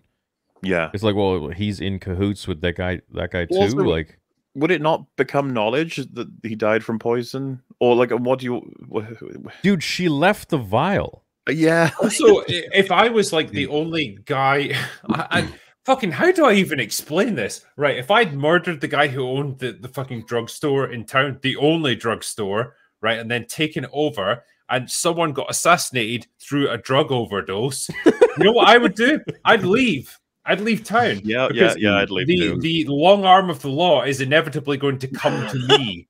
so I should leave now. But he just hangs out there thinking like, oh, everything will be chill. Dude, what reason do you have to be there? Why does nothing make sense in this fucking show? But did you see the surveillance? All he had to do was peek around the corner and wait till they look the other way, and he can just leave and just talk. And then they shout out, "He's gone!" That shit was driving me. No idea where he went. So you have like the whole event takes place, and then Soul says, "If you give us the information we want, we'll let you off with a warning." I was like, "Are you fucking nuts? You're complicit in a murder. You've got to take him in." He No, fucking it helped was- kill a Jedi Master, and think of what he knows. It could be all kinds of information. You got to get him interrogated right now. That he's just we were thinking about it. We were watching. It's like, why would they have had that be what it was instead? Like, there must be some reason. It's like because he's going to give information to the girl that needs to be done without the interruption of the Jedi, and then he does. He gives a location of the fucking Wookiee Jedi, and it's like, what? So they didn't even have him under surveillance? It's like, no, they did. It was the Chungus Jedi, but he just looks to the side and, and misses all of this. Leslie Headland coming up with, oh, men are just so one-minded. Let's have a girl come up to him. Oh, girl. Oh no, where is he? Oh my god. That's pretty accurate though. Wouldn't it have been way better if Soul said, right? Soul's like, we got to do this mission. We're taking you in, though, and we're going to get everything out of you. And he's like, scared by him. Do some kind of intimidation for once with any of these Jedi. And so he's locked away in that place with the two Jedi. I don't know what ranks they are, knights or Padawans, whatever. They're protecting him. And she has to go in because she wants to kill him for betraying her, right? So she has to kill those two Jedi and she has to kill him. But then before she can get the killing blow, he says, wait. I know where the Kelnaka is. And so it could be, what I'm trying to say is like, we can recorrect this. So it makes a lot more sense that they were going to take him in, that she gets the information from him, and you can make her kill two more Jedi in maybe something of a fight scene. You could try, and she could maybe even kill them without a weapon, quote unquote, which I'm waiting to understand. I don't know if I'm ever going to get it though. There's this other dumb contrivance where Osha comes in to find the dead Jedi who's poisoned himself, and then everyone else comes in, and she says, "Oh, I know what this looks like," and it looks like she's been framed, and it's going to be a new plot track we're going to go down. But then 5 seconds later, Yord comes in and says, like, to be dramatic, and says, "No, I've been watching her the whole time, and I saw this thing." It was so contrived. The timing of that scene too, like Yord, I'm still trying to work out everyone's name. What was he just waiting outside the room? He's like, I've been watching her the whole time, but I waited. I want a dramatic entrance when people suspect her, so I can come and save her. That's what made me think that maybe he's actually evil. Like what a twist that would be if he was actually, I don't know, the bad, smiley red. If you want to look for an evil person, look for the fucking bald green alien lady. She is 100% fucking working against them. Well, she has a sparkling personality for sure. But it's like Scooby Doo, and the twin pulls off a mask, and it's Yord or whatever you say his name. I would have got away with it too if it wasn't for you meddling Jedi. I just like the idea that you talk to the writers, like, so he's the bad guy, right? They're like, why? It's like, because he's just so incompetent. He's practically sabotaging. And they're like, no. What do you mean? It's just applicable to all the characters. They're all evil. I loved it as well. I believe the Force is female. It's been fucked so many times by so many people that it's no longer desirable. That's true. Yeah.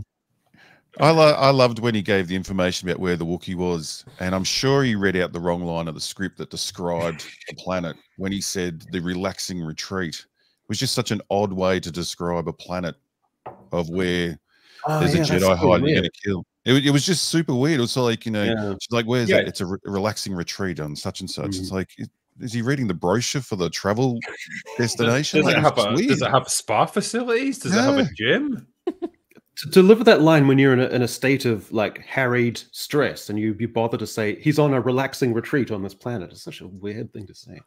Seeing a Wookiee using force powers looks retarded and stupid, in my opinion. The idea of a Wookiee being a Jedi is retarded in itself. It's like the Jedi, like these warrior monks who are like super composed, and then you got a fucking Wookiee coming in, like. I love it. Like, how does this tie into the idea of the Force? Like, I love it, dude. I think it's great. I'll take it. The one characteristic of Wookiees is that they're pissed off all the time. So they're the least species likely to have like force-centered control like monks. It's so stupid. Can you imagine when the Jedi I want a Gamorrean guard to be a fucking Jedi as well. Why not? Let's just get a Rancor Jedi. I like thinking about the. Damn, a Gamorrean Jedi. I like thinking about the Jedi turning up to take away the young Wookiee because he's got powers, and the two adult Wookiees just like just ripping their arms off, crazy. But he's got powers. But you don't understand his midichlorians. I think a Jabba Jedi that'd be the best. The Hutt. Fuck yeah, flip it around with the rolls. So the synthesizer player from a 70s prog rock band who levitates for 10 years. Do we see him in episode 3, or is that literally all we have of him? That's it. He's dead. That's it. That dude's maybe fucking brown bread. Maybe a flashback. So we're not invested in this character. We know barely anything about him. He's presented the most ridiculous circumstances imaginable, and then he dies. I'm guessing in the flashback he's going to be part of the crew, just like everyone else. Oh yeah, well, yeah. So like why he looks so weird because so you're going to see a 15 years younger version of him with slightly more hair, probably, but that's more gel in his hair. It'll make a lot more sense because everyone was like, "Wait, what the fuck? Why does he look this way? He looks so young, but also so old. Like, what's going on?" Look, MauLer, male pattern baldness is a thing, okay? Yeah. It's not even. It felt like that was the only thing they did to make him look older. No wrinkle or like no effort. I mean, they gave him a scar. He probably doesn't have that when he's young, right? Yeah, like we've got the lightsaber scar or whatever on his eye. Was anything good in this show that we liked? There was one thing I thought was really super cool, which is the two robots in the prison ship who are piloting the thing, and then they're shut down and they withdraw back into the chairs. I thought that looked super awesome. That was the only thing I liked about the show. No, I did like that. I went, yeah, there's something I like. It's so early to tell. I mean, it's like, I haven't found anything that I like so far. Soul is okay. Besides that, yeah. I think a lot of that comes down to just like the actor is actually quite good, but I think he's not working with much. You know what I'm waiting for? I'm waiting for, when they said that there's going to be a fight scene that rivals the Phantom Menace, and I was talking with Nick Gillard about it actually 2 nights ago, and I'm like, I saw the Acolyte. He's like, any fights better than the Phantom Menace? I'm like, no, not yet. He's like, yeah.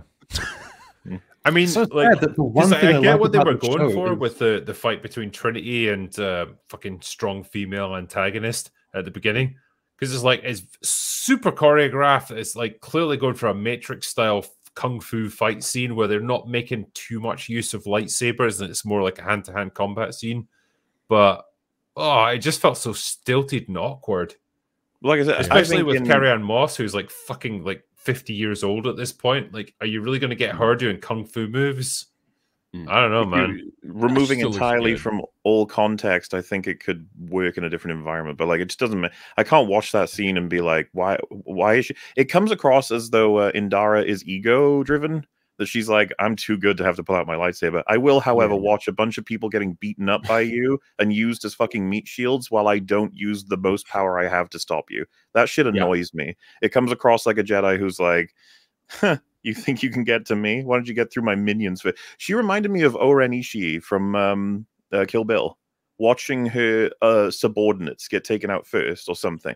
Like, do you remember when she like headbutts a dude or rams him into a table, kicks a guy when he's down, and they just cut to Indara being like, It's like, no, it shouldn't be it should be stop with the Force. You know what I mean? Yeah, like, if you're gonna play her out as a compassionate character who wants to protect innocent civilians, she should be like leaping into action immediately. Like, oh my god, I can't believe you're hurting all these innocent people. Well, what they did is they took Vader's way of attacking people by not using his lightsaber unless they're like very worthy of his lightsaber, and they applied that to a Jedi. And I'm like, well, that's not how this works.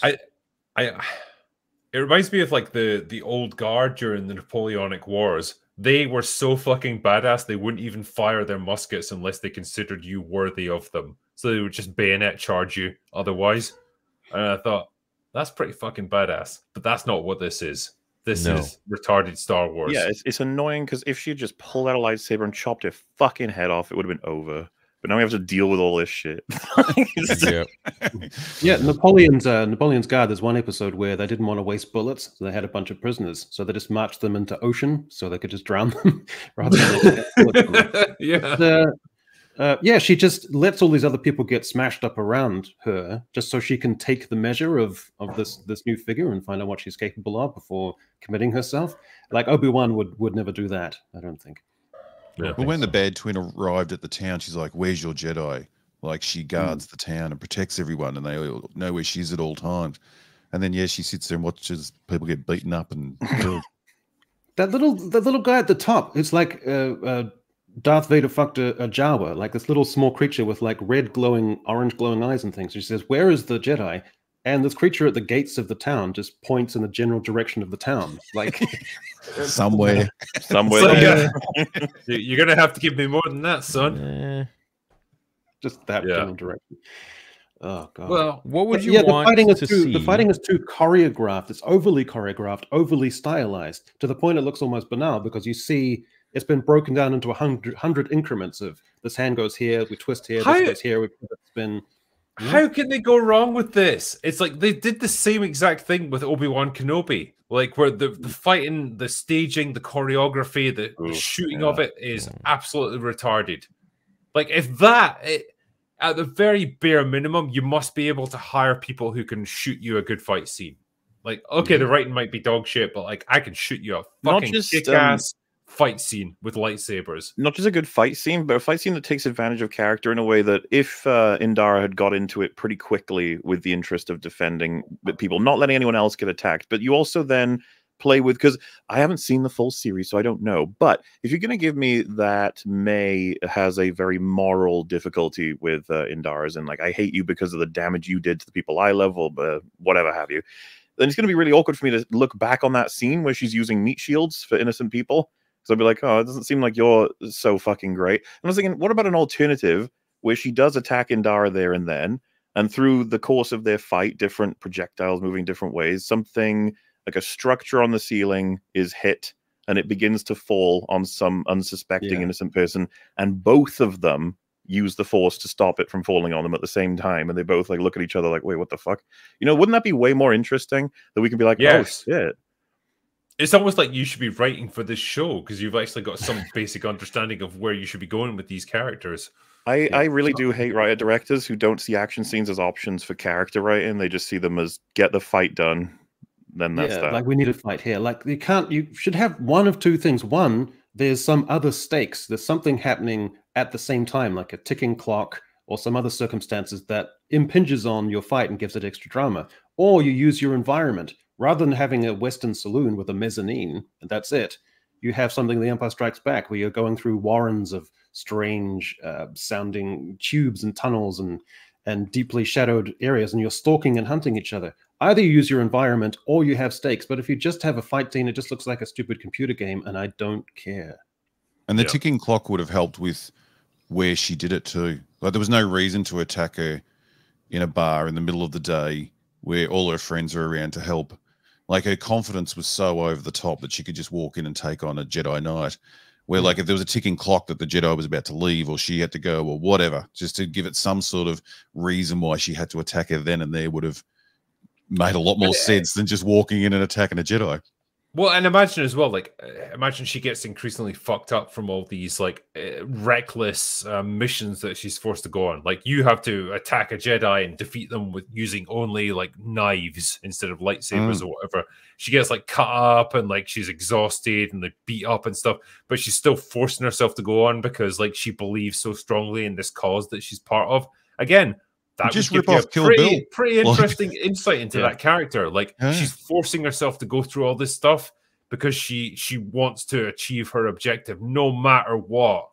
That's a pretty strong motivation for an antagonist right there. Plus, Indara's death is such a phony either-or situation. Like, she can do two things at once. Like a Jedi, you see them in the past, they can force push, you know, robots away while they're also doing something and hacking other robots. So they can do two things at once. So she didn't have to have an either-or proposition to save the bartender and keep her eye on May. So that looked phony as well. Also, how satisfying would it be as well if, like, say when they first hear about all this happening and Sol gets told about it, they reference a Jedi Master that they're going to be sending because it's an assassin of a Jedi Master, and he's like, no, please, not him. Don't send him. I'll go.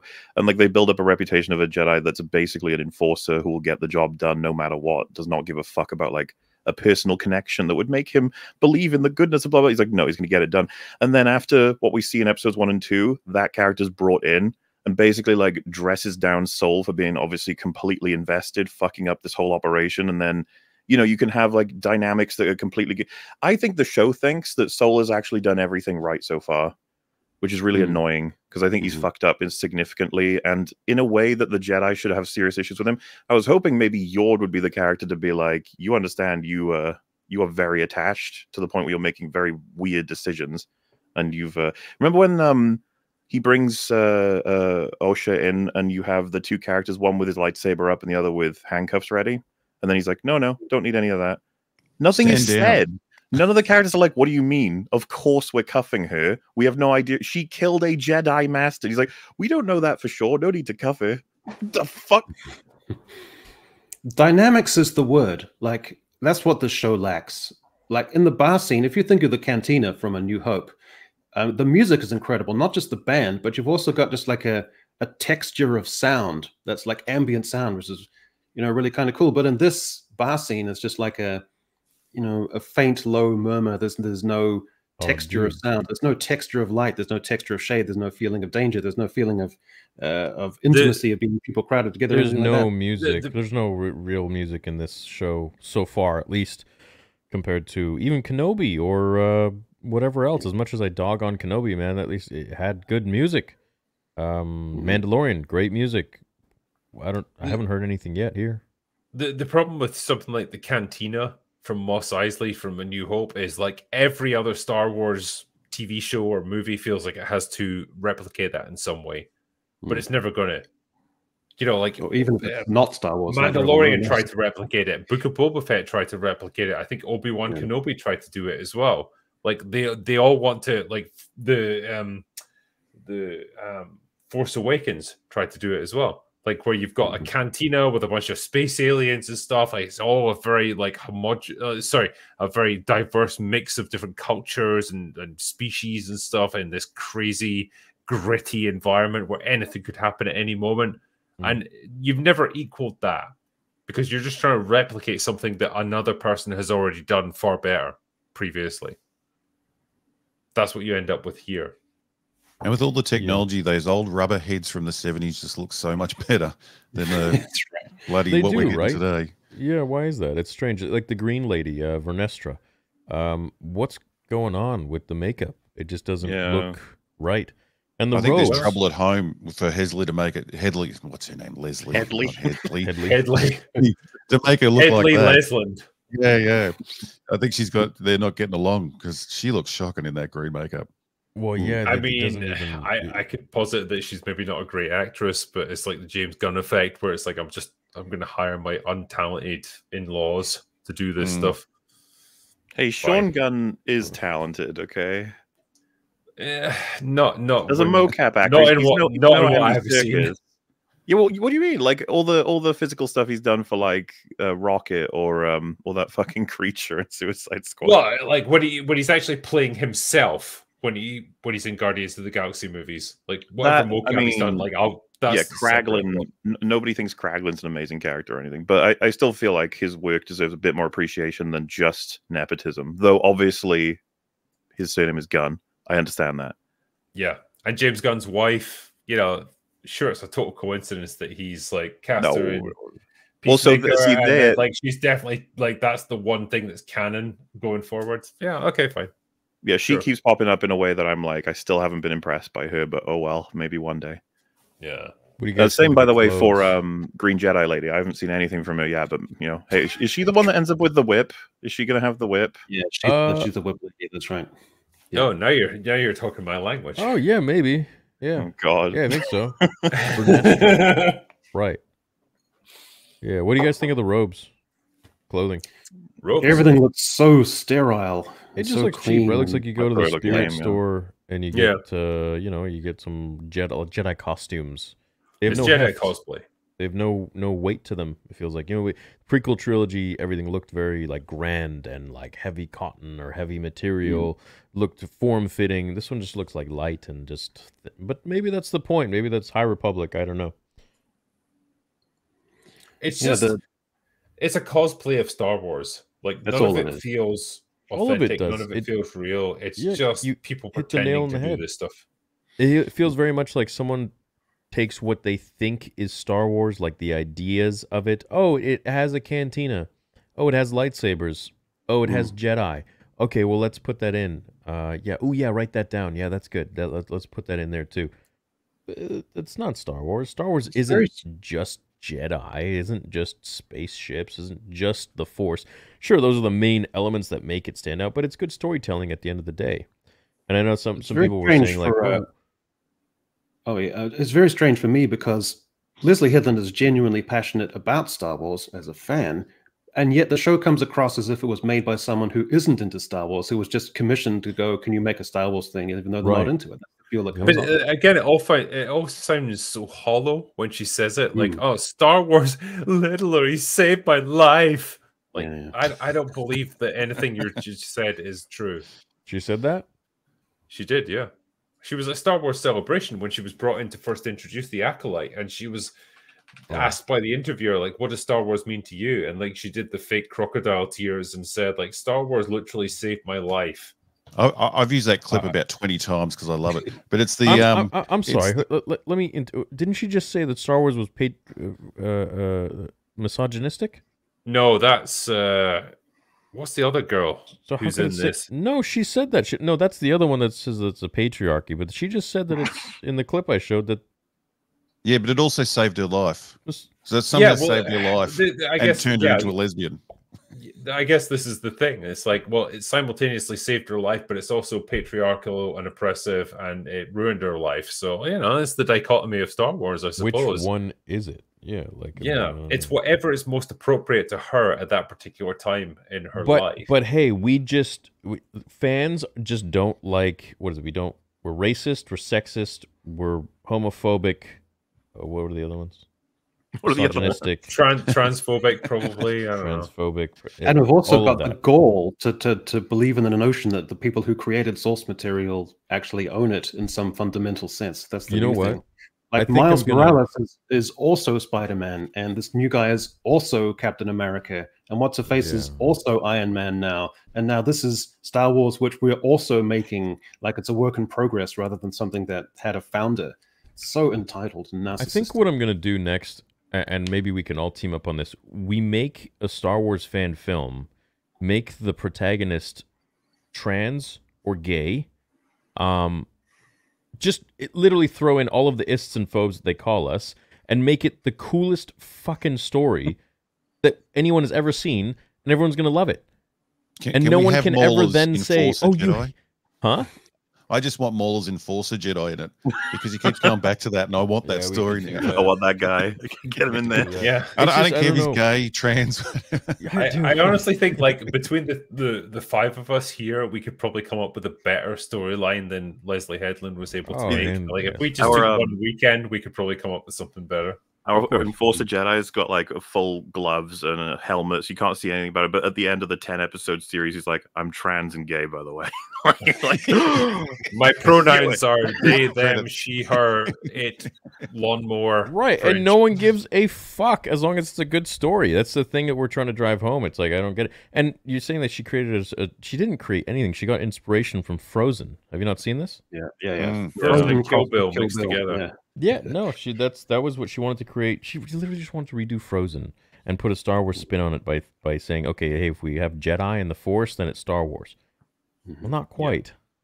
The reviewer Dan Murrell said something fantastic, which he said this show it's as if there was a galactic TV that plays drama shows in the Star Wars universe, and the characters in this show are watching like a police procedural show that would be made in television like in a galactic TV show in Star Wars. That's what it looks like. That's a good description. Let me ask you guys as well, because I know we've been talking about Star Wars for a fair old while now, almost 2 hours actually. And we've hardly touched on it. I know this is the thing. Like, we could absolutely do. We're just getting started. On this. Yeah. By the way, there's more white men on this panel than there was in the entire 2 episodes of the show. I think honestly we need to apologize for existing at this point. Like, well, 2 of us are like, one's an eldritch being from a different dimension, another one's like got a robot head, so like he could be any ethnicity. He's a droid. But, like, yeah, me, Theory, and Echo, we need to apologize for existing. I'm trans-dimensional. Well, so, I'm like 70% Middle Eastern, so it's like, I mean, I'm not even fucking white. Oh, there you go. You're oppressed by us. So yeah, exactly. Yeah, I'm sorry. I'm sorry for doing Stop this. it, you guys. Yeah. I was just thinking, by the way, just quickly for opportunities, because everyone's been annoyed by the Padawan like showing up other characters. If you had this Enforcer guy, imagine she said something to him and he just like turned to one of the others and said like, "Why is she speaking? Why is the Padawan speaking?" Or he just fucking lopped her head off with a lightsaber. Like, you spoke out of turn. Yeah, shut the fuck up. If you speak to me again. Honestly, the more you talk about this potential Star Wars show, MauLer, the more I'm bought into it. Imagine the sheer hell of like you're a Jedi youngling and you're assigned your master is going to be a Wookiee and you're the Padawan of a Wookiee. So every day you do something wrong, it's like it'd be like sheer hell. Yeah, Master, what did I do wrong? Explain it to me. But also that Wookiee Jedi fucking screaming and like knocking people out of bar. You could picture the Jedi and Force character being like, "I like this guy." Yeah. Yeah, I like the idea of a Wookiee Jedi. It's cool. It's fun.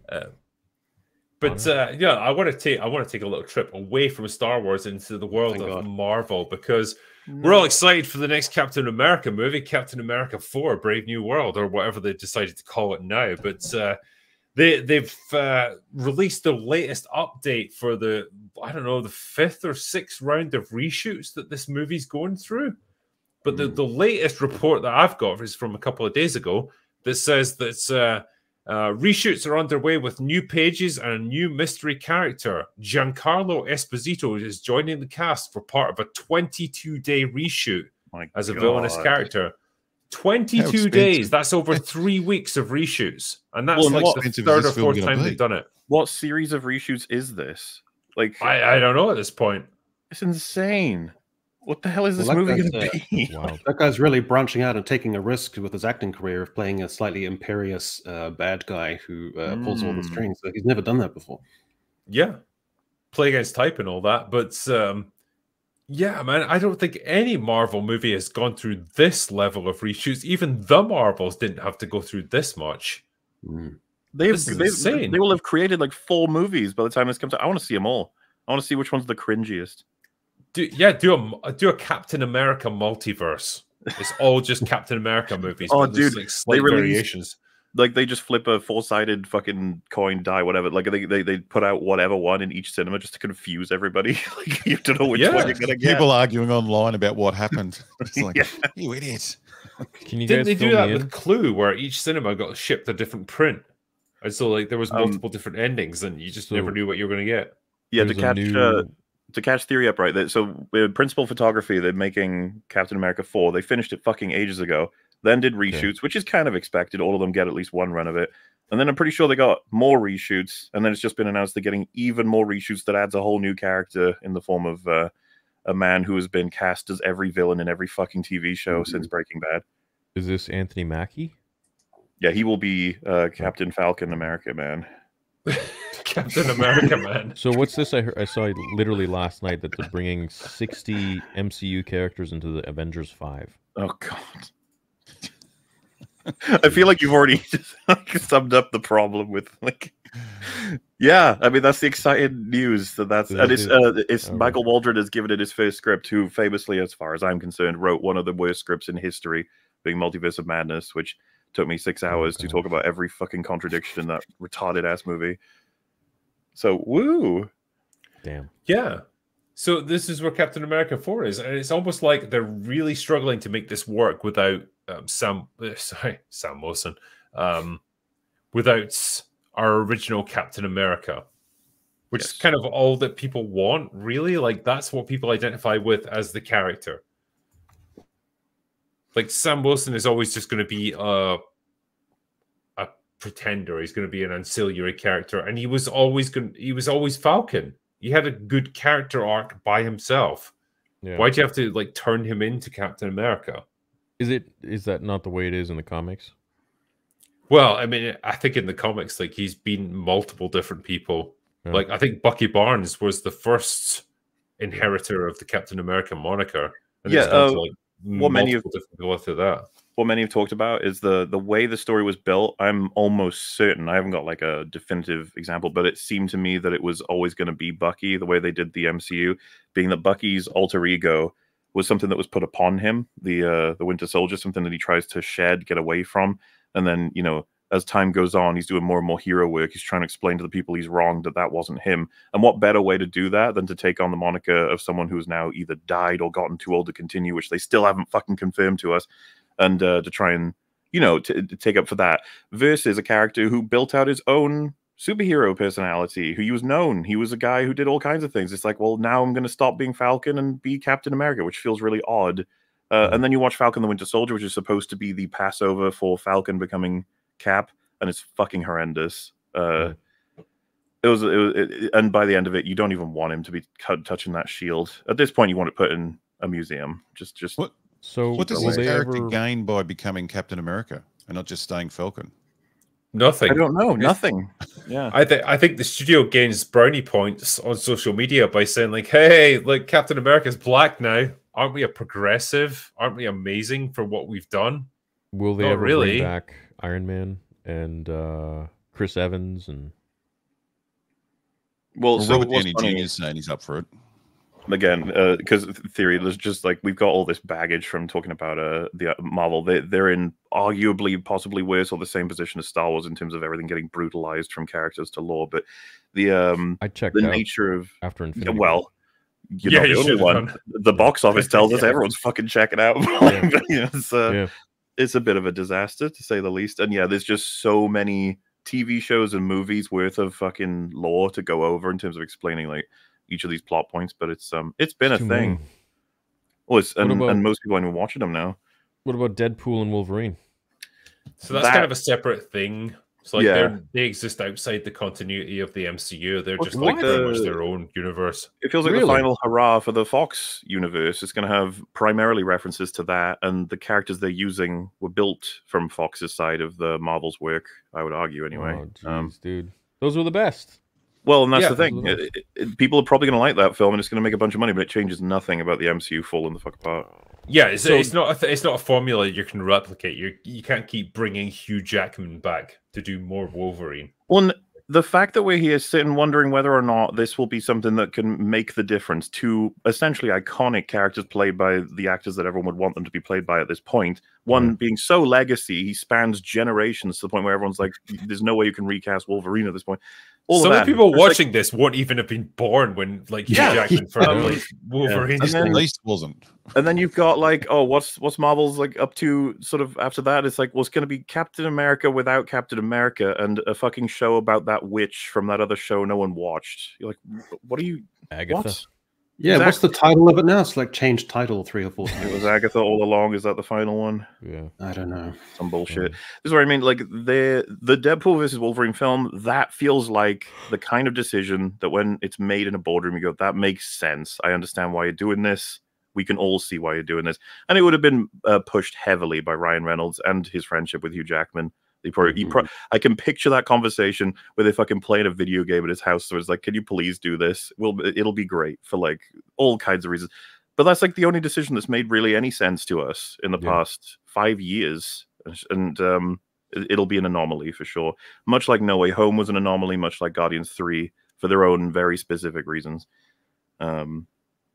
Everything else, like I can't wait for the box office results of Avengers 5 in the same way as the next Star Wars movie being all about Rey. These things are going to change everything for Disney's perception of their. Well, we got the Mando movie is going to be the first one, and then it's the Rey movie, and then it's the Dawn of the Jedi. Is that what they're going for? Yeah, so 2026. Mando movie first. 2026.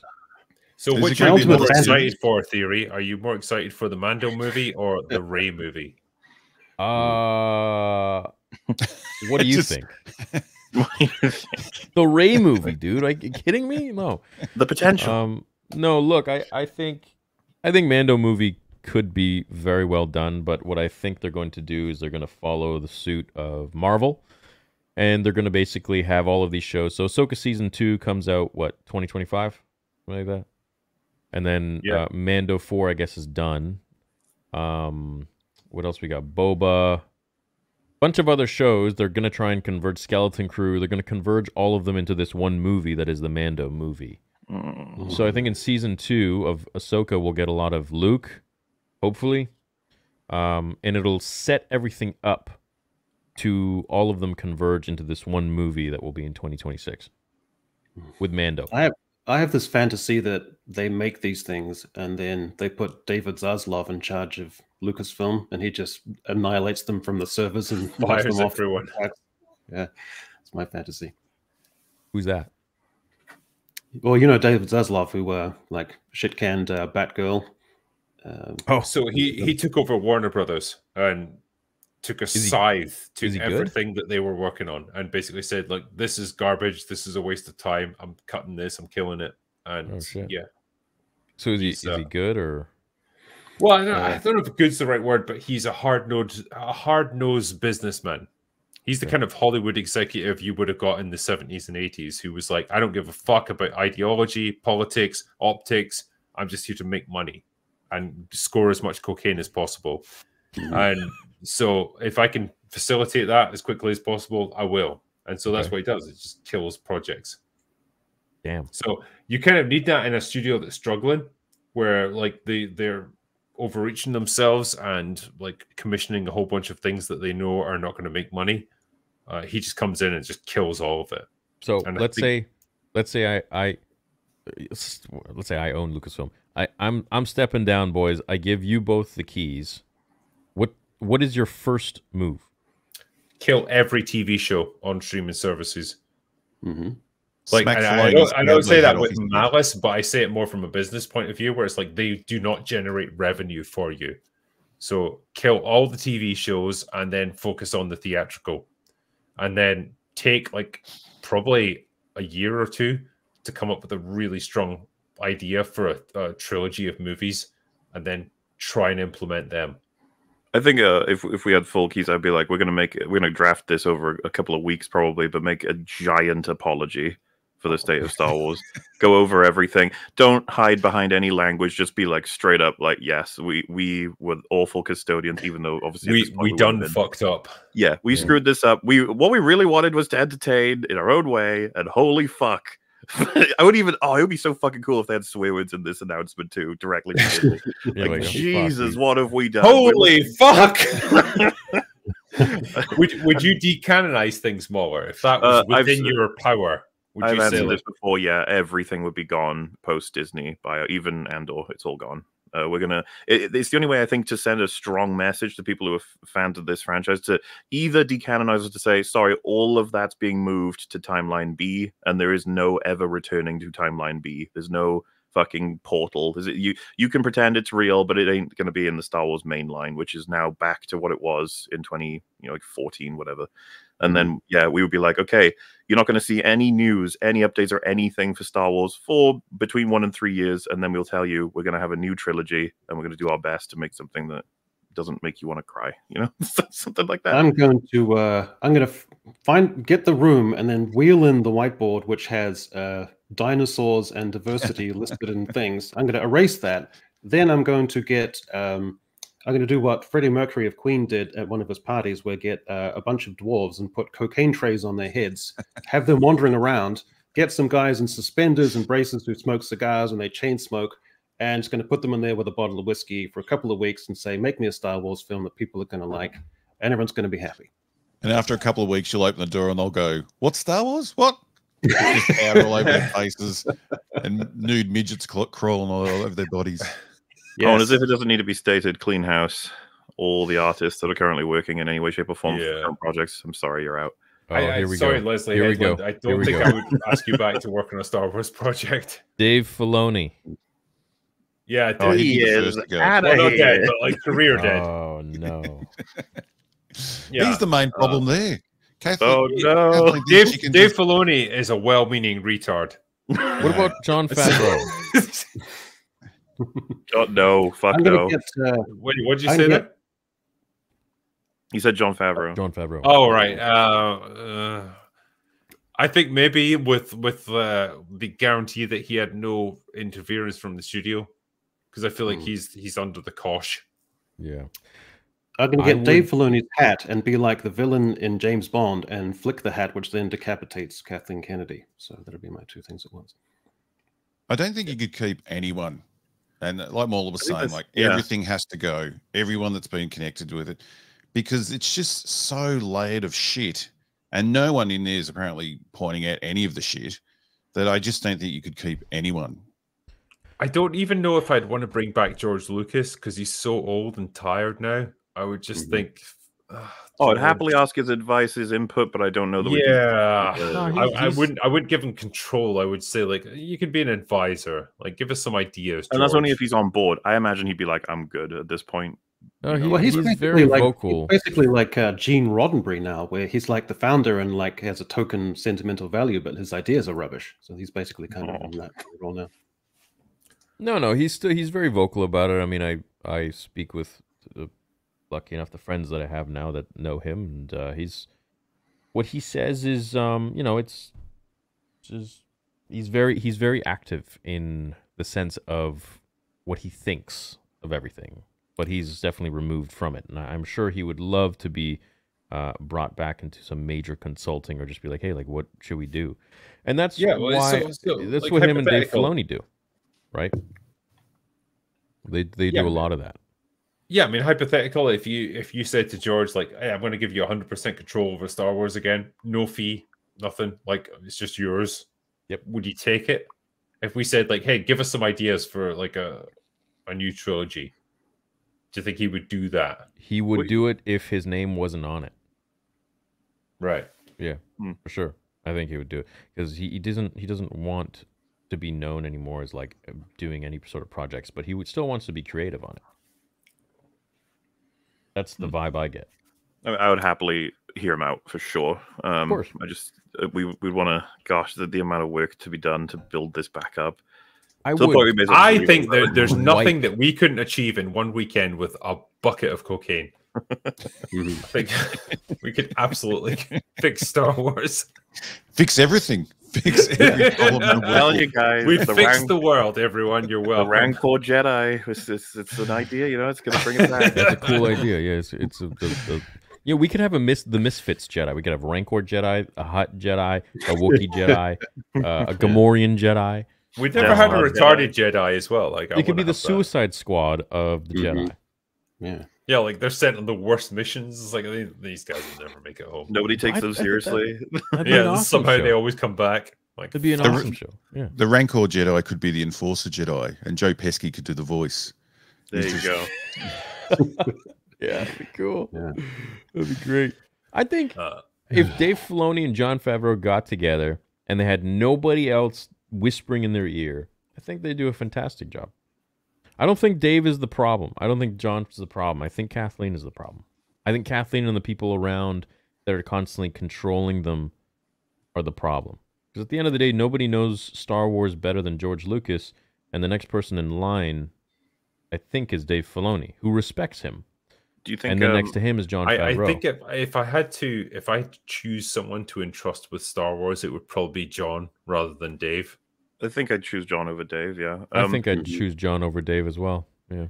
Do you think? And knowing about something doesn't make you creative. Like I don't think he's Dave Filoni's a creative person. I think he just I think knows the lore. Well, Theory. Do you think Ahsoka is more Dave's or Kathleen's? The show or the character? Show? Yeah, the show.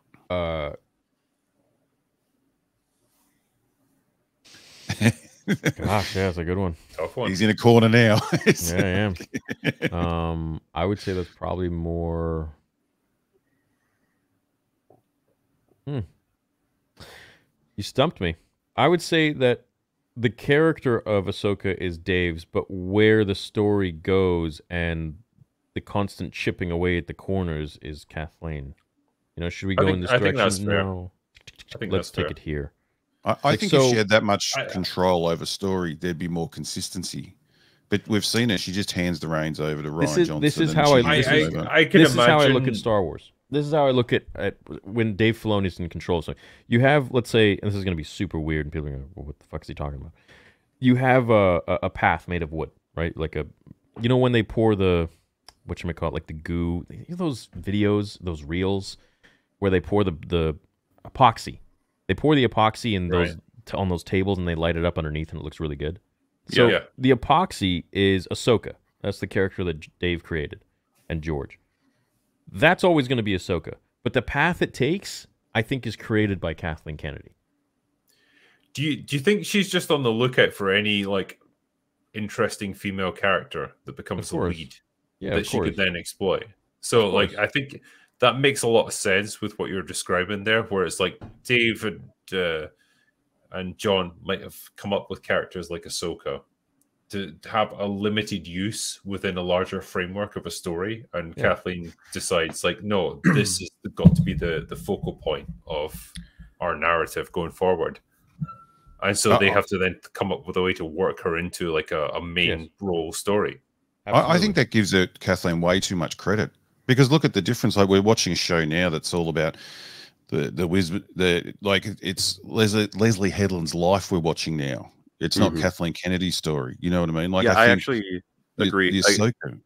I get the sense this is Leslie Headland like 98% or something ridiculous. But similarly, I get a sense that Filoni had near full control of Ahsoka's story. I don't get the sense that Kathleen was the one that was like pushing it into. And to be fair, I don't believe there are parts of Ahsoka that aren't working for its pathway. I actually feel like, because when you said where you look at this, where the story goes, like, or rather where the story doesn't go, most of that show is padding. It's Yeah, but look, let's say you have like a wide scope and Dave wants to do this and Kathleen steps in. She says, no, it has to tie into the sequels somehow, so how are we going to do this? And Dave's like, well, I guess. But and isn't... So, I imagine like if you're a creative at Lucasfilm and you say like, well, I want to have this story that I've conceived with a strong white heterosexual male character who does like a bunch of heroic stuff and has to overcome the odds to triumph against the Sith or whatever, and he's very much the center of the story. I think that would get shit canned immediately because it doesn't fit within the values of what Lucasfilm wants now. I think Dave pitches stories like that, and what happens is it gets passed around the whole, this is my theory, passed around the whole whatever group at Disney, and they're like, well, why don't we make it a person of minority? Why don't we make it a female? Why don't we change this, and that, and the other? And then it just gets completely changed into something else. And it's like, it's more so about what the person looks like versus the story. And it's like, well, now we just have something that's just identity politics versus an actual good character or good storytelling, which is what probably intended to be in the first place. Yeah, no, I can see that for sure. And it's worth remembering, there are several forms of writing things shittily, and like, didn't he come up with a will between worlds that I argue would be one of the most catastrophic things to put into Star Wars? In terms I agree. Of yeah, we'll see. And if you watch that behind the scenes of The Last Jedi, I'm amazed what a backseat Kathleen Kennedy takes. Like, she was like a fangirl on set, following Rian Johnson around. So I think apparently the production for Last Jedi was pretty smooth. For whatever we want to say about the actual finished product, like the production cycle was relatively easy and everything went well, which is probably quite a rare thing within Star Wars at that point. But surely this is like a kind of tipping point. Like, they can't keep going on like this. They can't keep being identitarian and foregrounding and showcasing diversity and strong female characters. They can't have a third one like that on the bounce. Like, there has to be some kind of coming back towards the center. They couldn't do another show like this. It'd be too on the nose. I used to do a show with my buddy Mark Fernandez, who used to own Collider, and he interviewed Rian Johnson for 2 hours.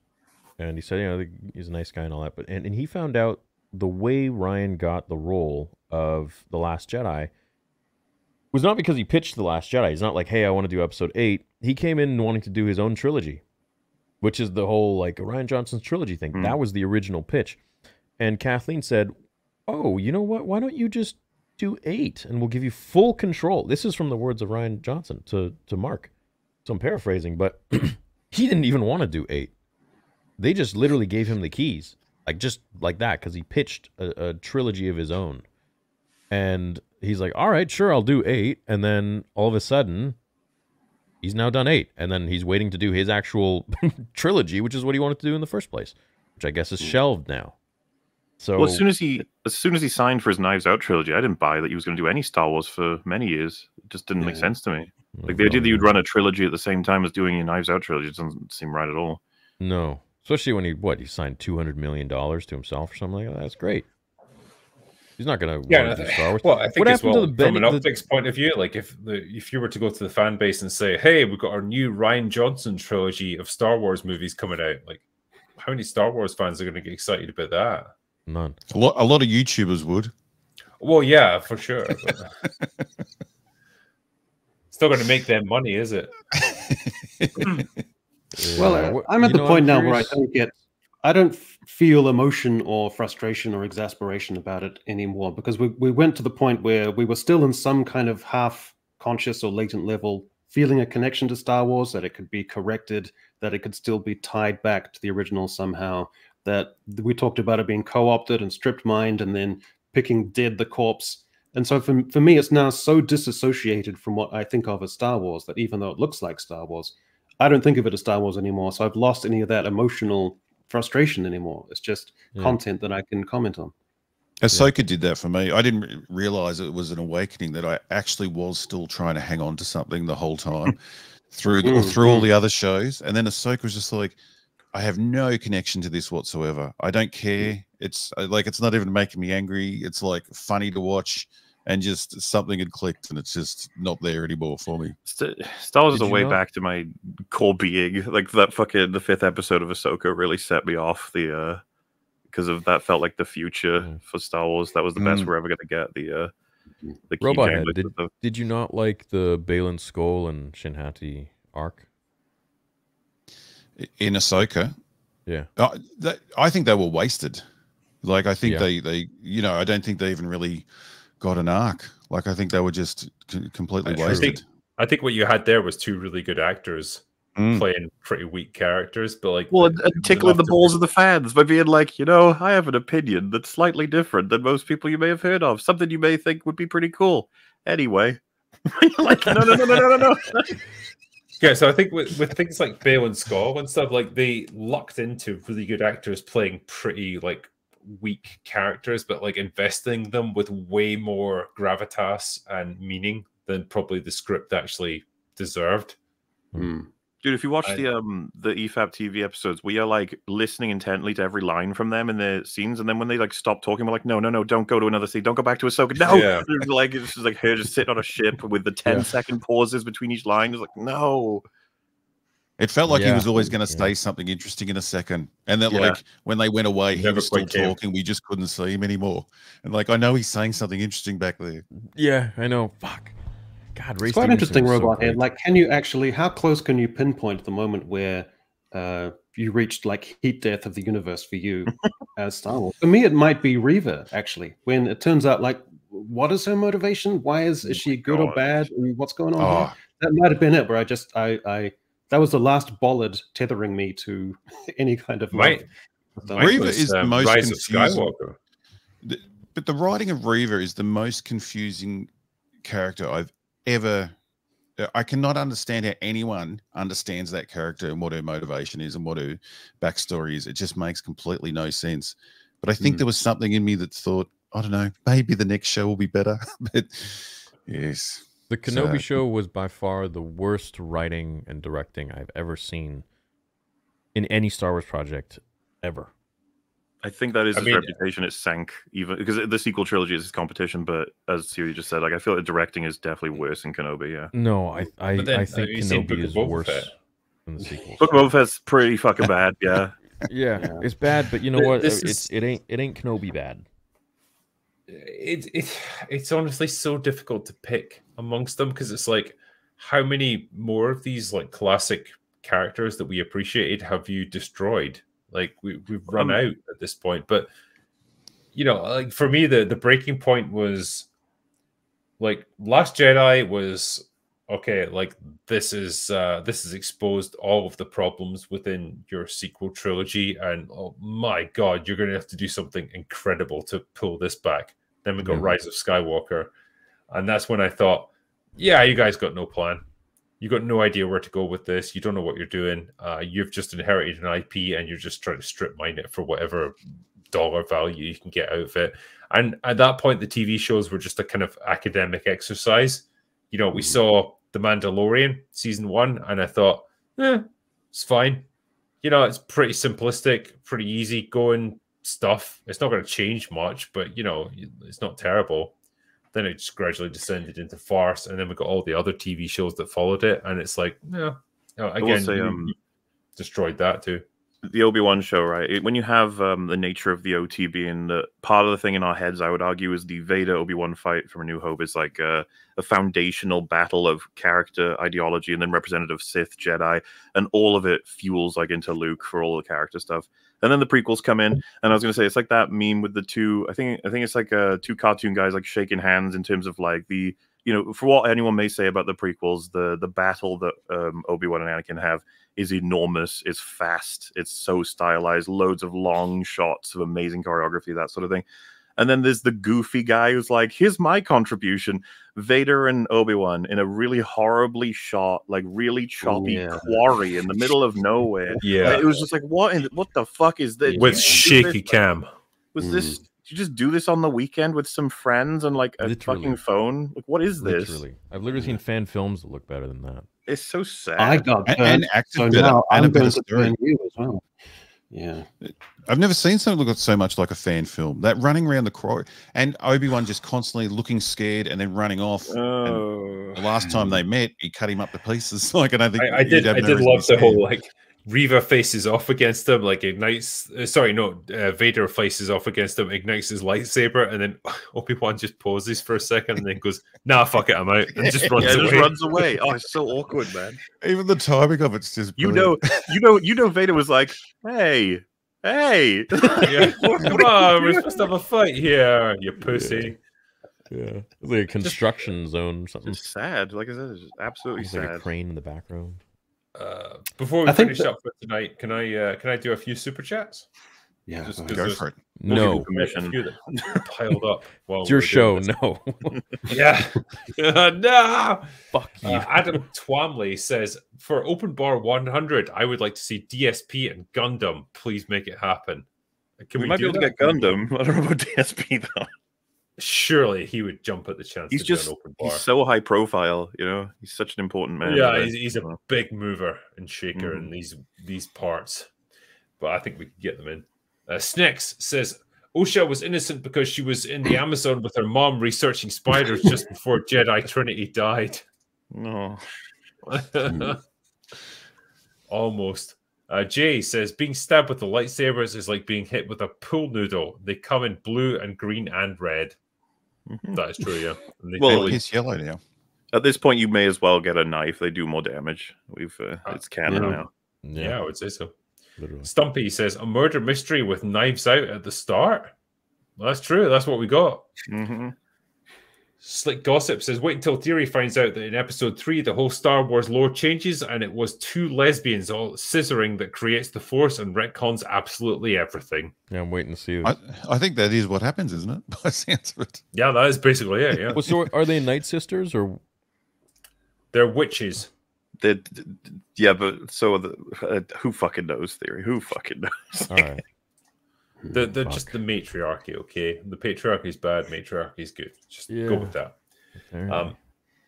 Mr. Darkinson says Acolyte was announced along with other projects like 4 years ago. How is this thing rushed? Also, the set for it seems over-designed, sterile, and claustrophobic. Shots are made from up close like they are constantly indoors. I think that's true. Yeah, probably reshoots, I would imagine. Did you guys like how Yord was looking through the binoculars and they were like they were 2 meters away? What the fuck? That's awesome, dude. I love that. Cry10 says the Acolyte is the show that will become known as the shot heard around the universe. DEI Disney is anti-family and are proud to indoctrinate kids, and it needs to be stopped. Boycott Disney. Yeah, the first episode, so much of it is like what it might probably was like to be at the Star Cruiser Galactic Hotel. Probably like those interiors. That's what it looked like. Nightmarish. Rated M says, in Adam's Family Values, Wednesday is sent to the Harmony Hut, forced to watch Disney movies to brainwash her. Sounds familiar? Lucky for us, Disney gives you £5 of shit for the all make into £100 of gold. Cheers and God bless. God damn. We do our best. Thank you. Unfunny German joined up as a new member, so thank you. Daniel John says, fanfic from Tumblr by a 13-year-old. This is, I mean, yeah, I think you're doing a disservice to fanfic by 13-year-olds, really. OMG Puppy says, what is your favorite non-Japanese animation? As a kid, I liked Johnny Quest. It was popular but got cancelled because it was too violent.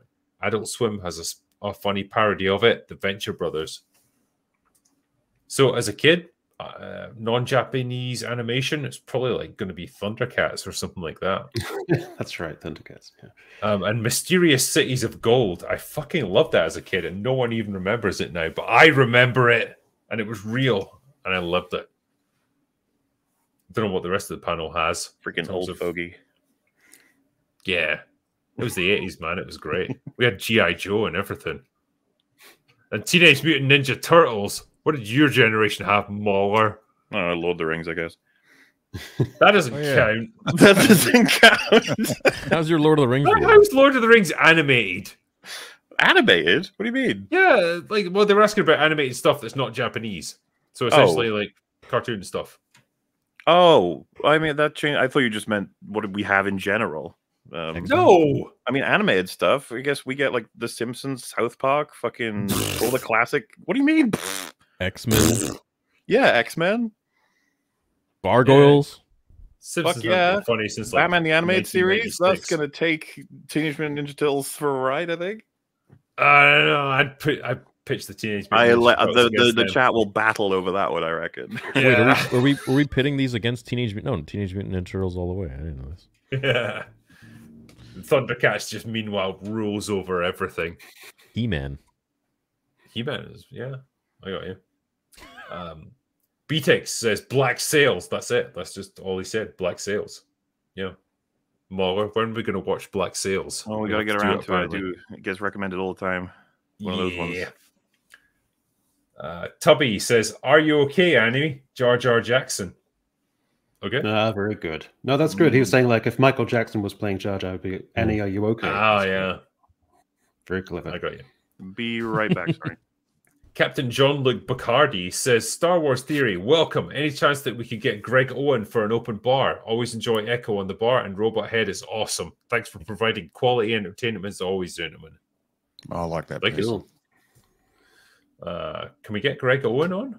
I don't know. That would be a great idea, yeah. Drinker, people are going to be busting to get on this show in the next few weeks. Like, we're all going to be, you need a guest this week? I've got a lot to say. Yeah, well, already Chris Gore was like, oh, fuck, I had to go to do something else this week. But like, when you guys are discussing episode 3 next week, I have to be there. Yeah, you're going to need like 10 squares next week to get everyone on. Yeah. The Burke says, why do I get the feeling that I'm going to be enjoying the open bar more than the show? And why do I get geothermal feeling that it's not saying too much? I mean, well, yeah. It's that kind of show, I suppose. Hopefully we can entertain you a little bit, at least.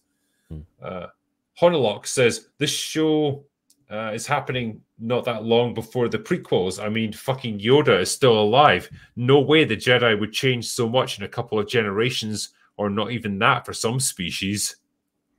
It's quite a good point, because the ships look kind of rickety and old and industrial, and then we're supposed to believe that in the space of a century they go into looking super sleek and rounded in the kind of Phantom Menace kind of way. So it all happens pretty abruptly. Yeah.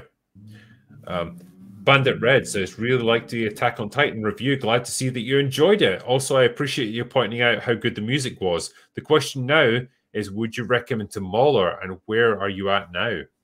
So would I recommend Attack on Titan? Yes, I would. I'd recommend that to you, MauLer. I think you'd enjoy it.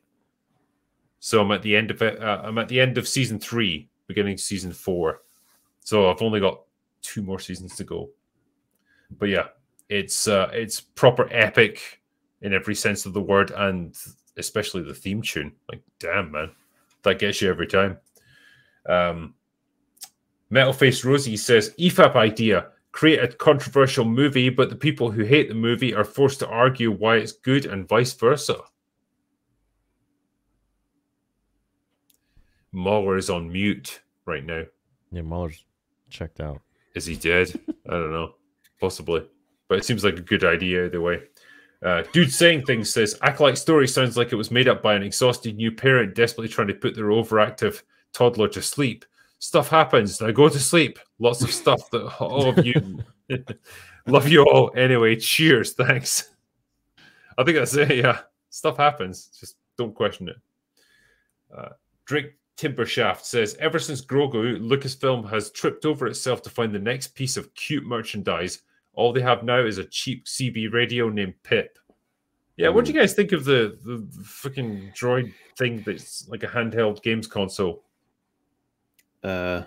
Just nothing. Just it's stupid. It looks like a cross between a calculator and a Marlboro cigarettes packet that sort of twists around and just it's kind of a sonic screwdriver that also jitters away to itself.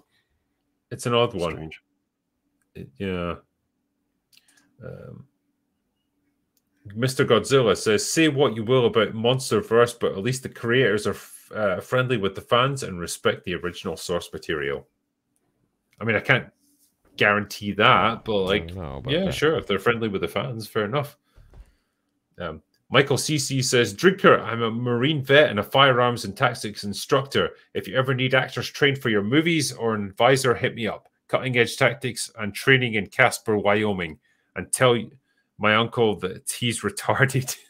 Okay. Michael CC, your uncle is retarded. But yeah, I appreciate the offer for tactical advice on this. It's probably not going to be applicable to like Rogue Elements, but like what we do moving forward, we'll see if we can hit you up. Pooty Evans says, it's official, 3-inch throwing knife more deadly than lightsabers. Thanks, Disney. Appreciate it. I mean, kind of is, really? It is. It is. Absolutely. Imagine being Anakin Skywalker, like, in the dark side in Order 66. You stab a youngling and she lives. What? I just like as well, like, you know, when Carrie-Anne Moss, like, deflects the blow and then she looks down, she's like, oh, shit, there's one of them stuck in me. And then she just looks kind of confused and then just kind of lays down gently. Like, yeah. I don't know. Like, if you got stabbed in the chest with a throwing knife, I feel like you would feel it and you'd be like, oh, shit, like, I've been hit. What do I do? Also, I do with stuff like that, I wish we had a fucking character who just went, huh, and pulls it out and force throws it right into his skull and be like, I'm taking you with me, bitch. Yeah, literally. Yeah. Why not? Or just throws their lightsaber at the person. Like, there's so much you can do. How do lightsaber whips work, by the way? I need to know. Because it feels like that's a weapon that's going to be just as dangerous to you as it is to your enemy. Yeah. Well, it's like nunchucks. You got to know where it is. You wrap it around your neck by accident. Yeah, like it doesn't penetrate you. It doesn't penetrate to go through you. It like what does it do exactly? No, I think it does. Does it? Yeah, literally, like just. You know, for a fact, when they pitched it to everyone, they were like, "This has never been thought of," and someone was like, "There's a reason for that." Well, it's in Legends. Lumia, Darth Vader's apprentice. She had one. I don't know. It's like constantly adding extra elements to things that were already cool. It's like when you saw that parody trailer of like The Force Awakens back in the day, where it's like the George Lucas version, and like fucking Kylo Ren's lightsaber just has like 7 different attachments that come out of it, like things pointing everywhere. It's like, give it time. Yeah. Prometheus Creations says, it's getting worse. You guys hear the CNT wants to do a Knights of the Old Republic movie? For fuck's sake, this shit needs to stop. Is that true? CNT? Are you going to do Who's that? I don't know. That's all. That's all they put. CNT. Cartoon Network. They might have just left the U out. I was just about to say that. Simon Ho says, Acolyte's gay, diverse female villain, Moff Gideon. That is truly the terrifying villain of all this. And OMG Puppy says, Harlan Ellison wrote City on the Edge of Forever from Star Trek, Demon with a Glass Hand, Outer Limits, and Babylon 5 story arc. Ellison was mugged in New York City and put the robber in hospital by throwing him through a store window. Fucking legend. In that case, well done. And K Cried says, I sense a disturbance in the force, like millions of fans have finally had enough of woke Disney and finally boycotted this trash. That is a disturbance indeed, and I think you are sensing it.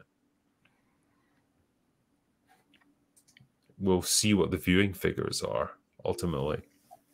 They're working overtime online trying to promote this show.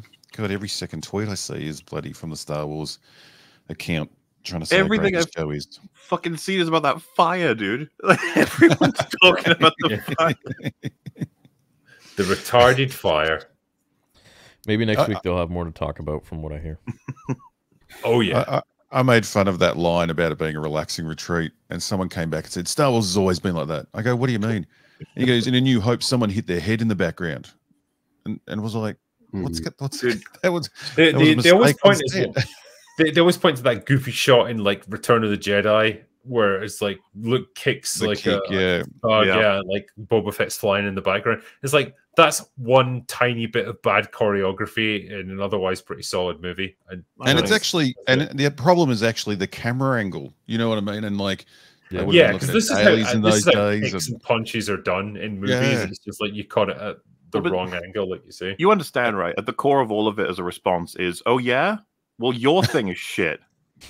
Like, why don't we talk about the thing that just came out? No, your thing is shit. So fuck you. Like, and their example is like 3 films that are classed as like, classic, some of the greatest 3 films of all time. That's what they're using as their example of being bad compared to this shit.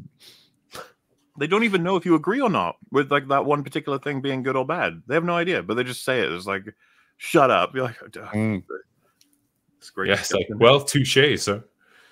But I was going to finish up there because I know we've been going for a while now, and I wanted to say thank you to my awesome panel that's come in tonight for this.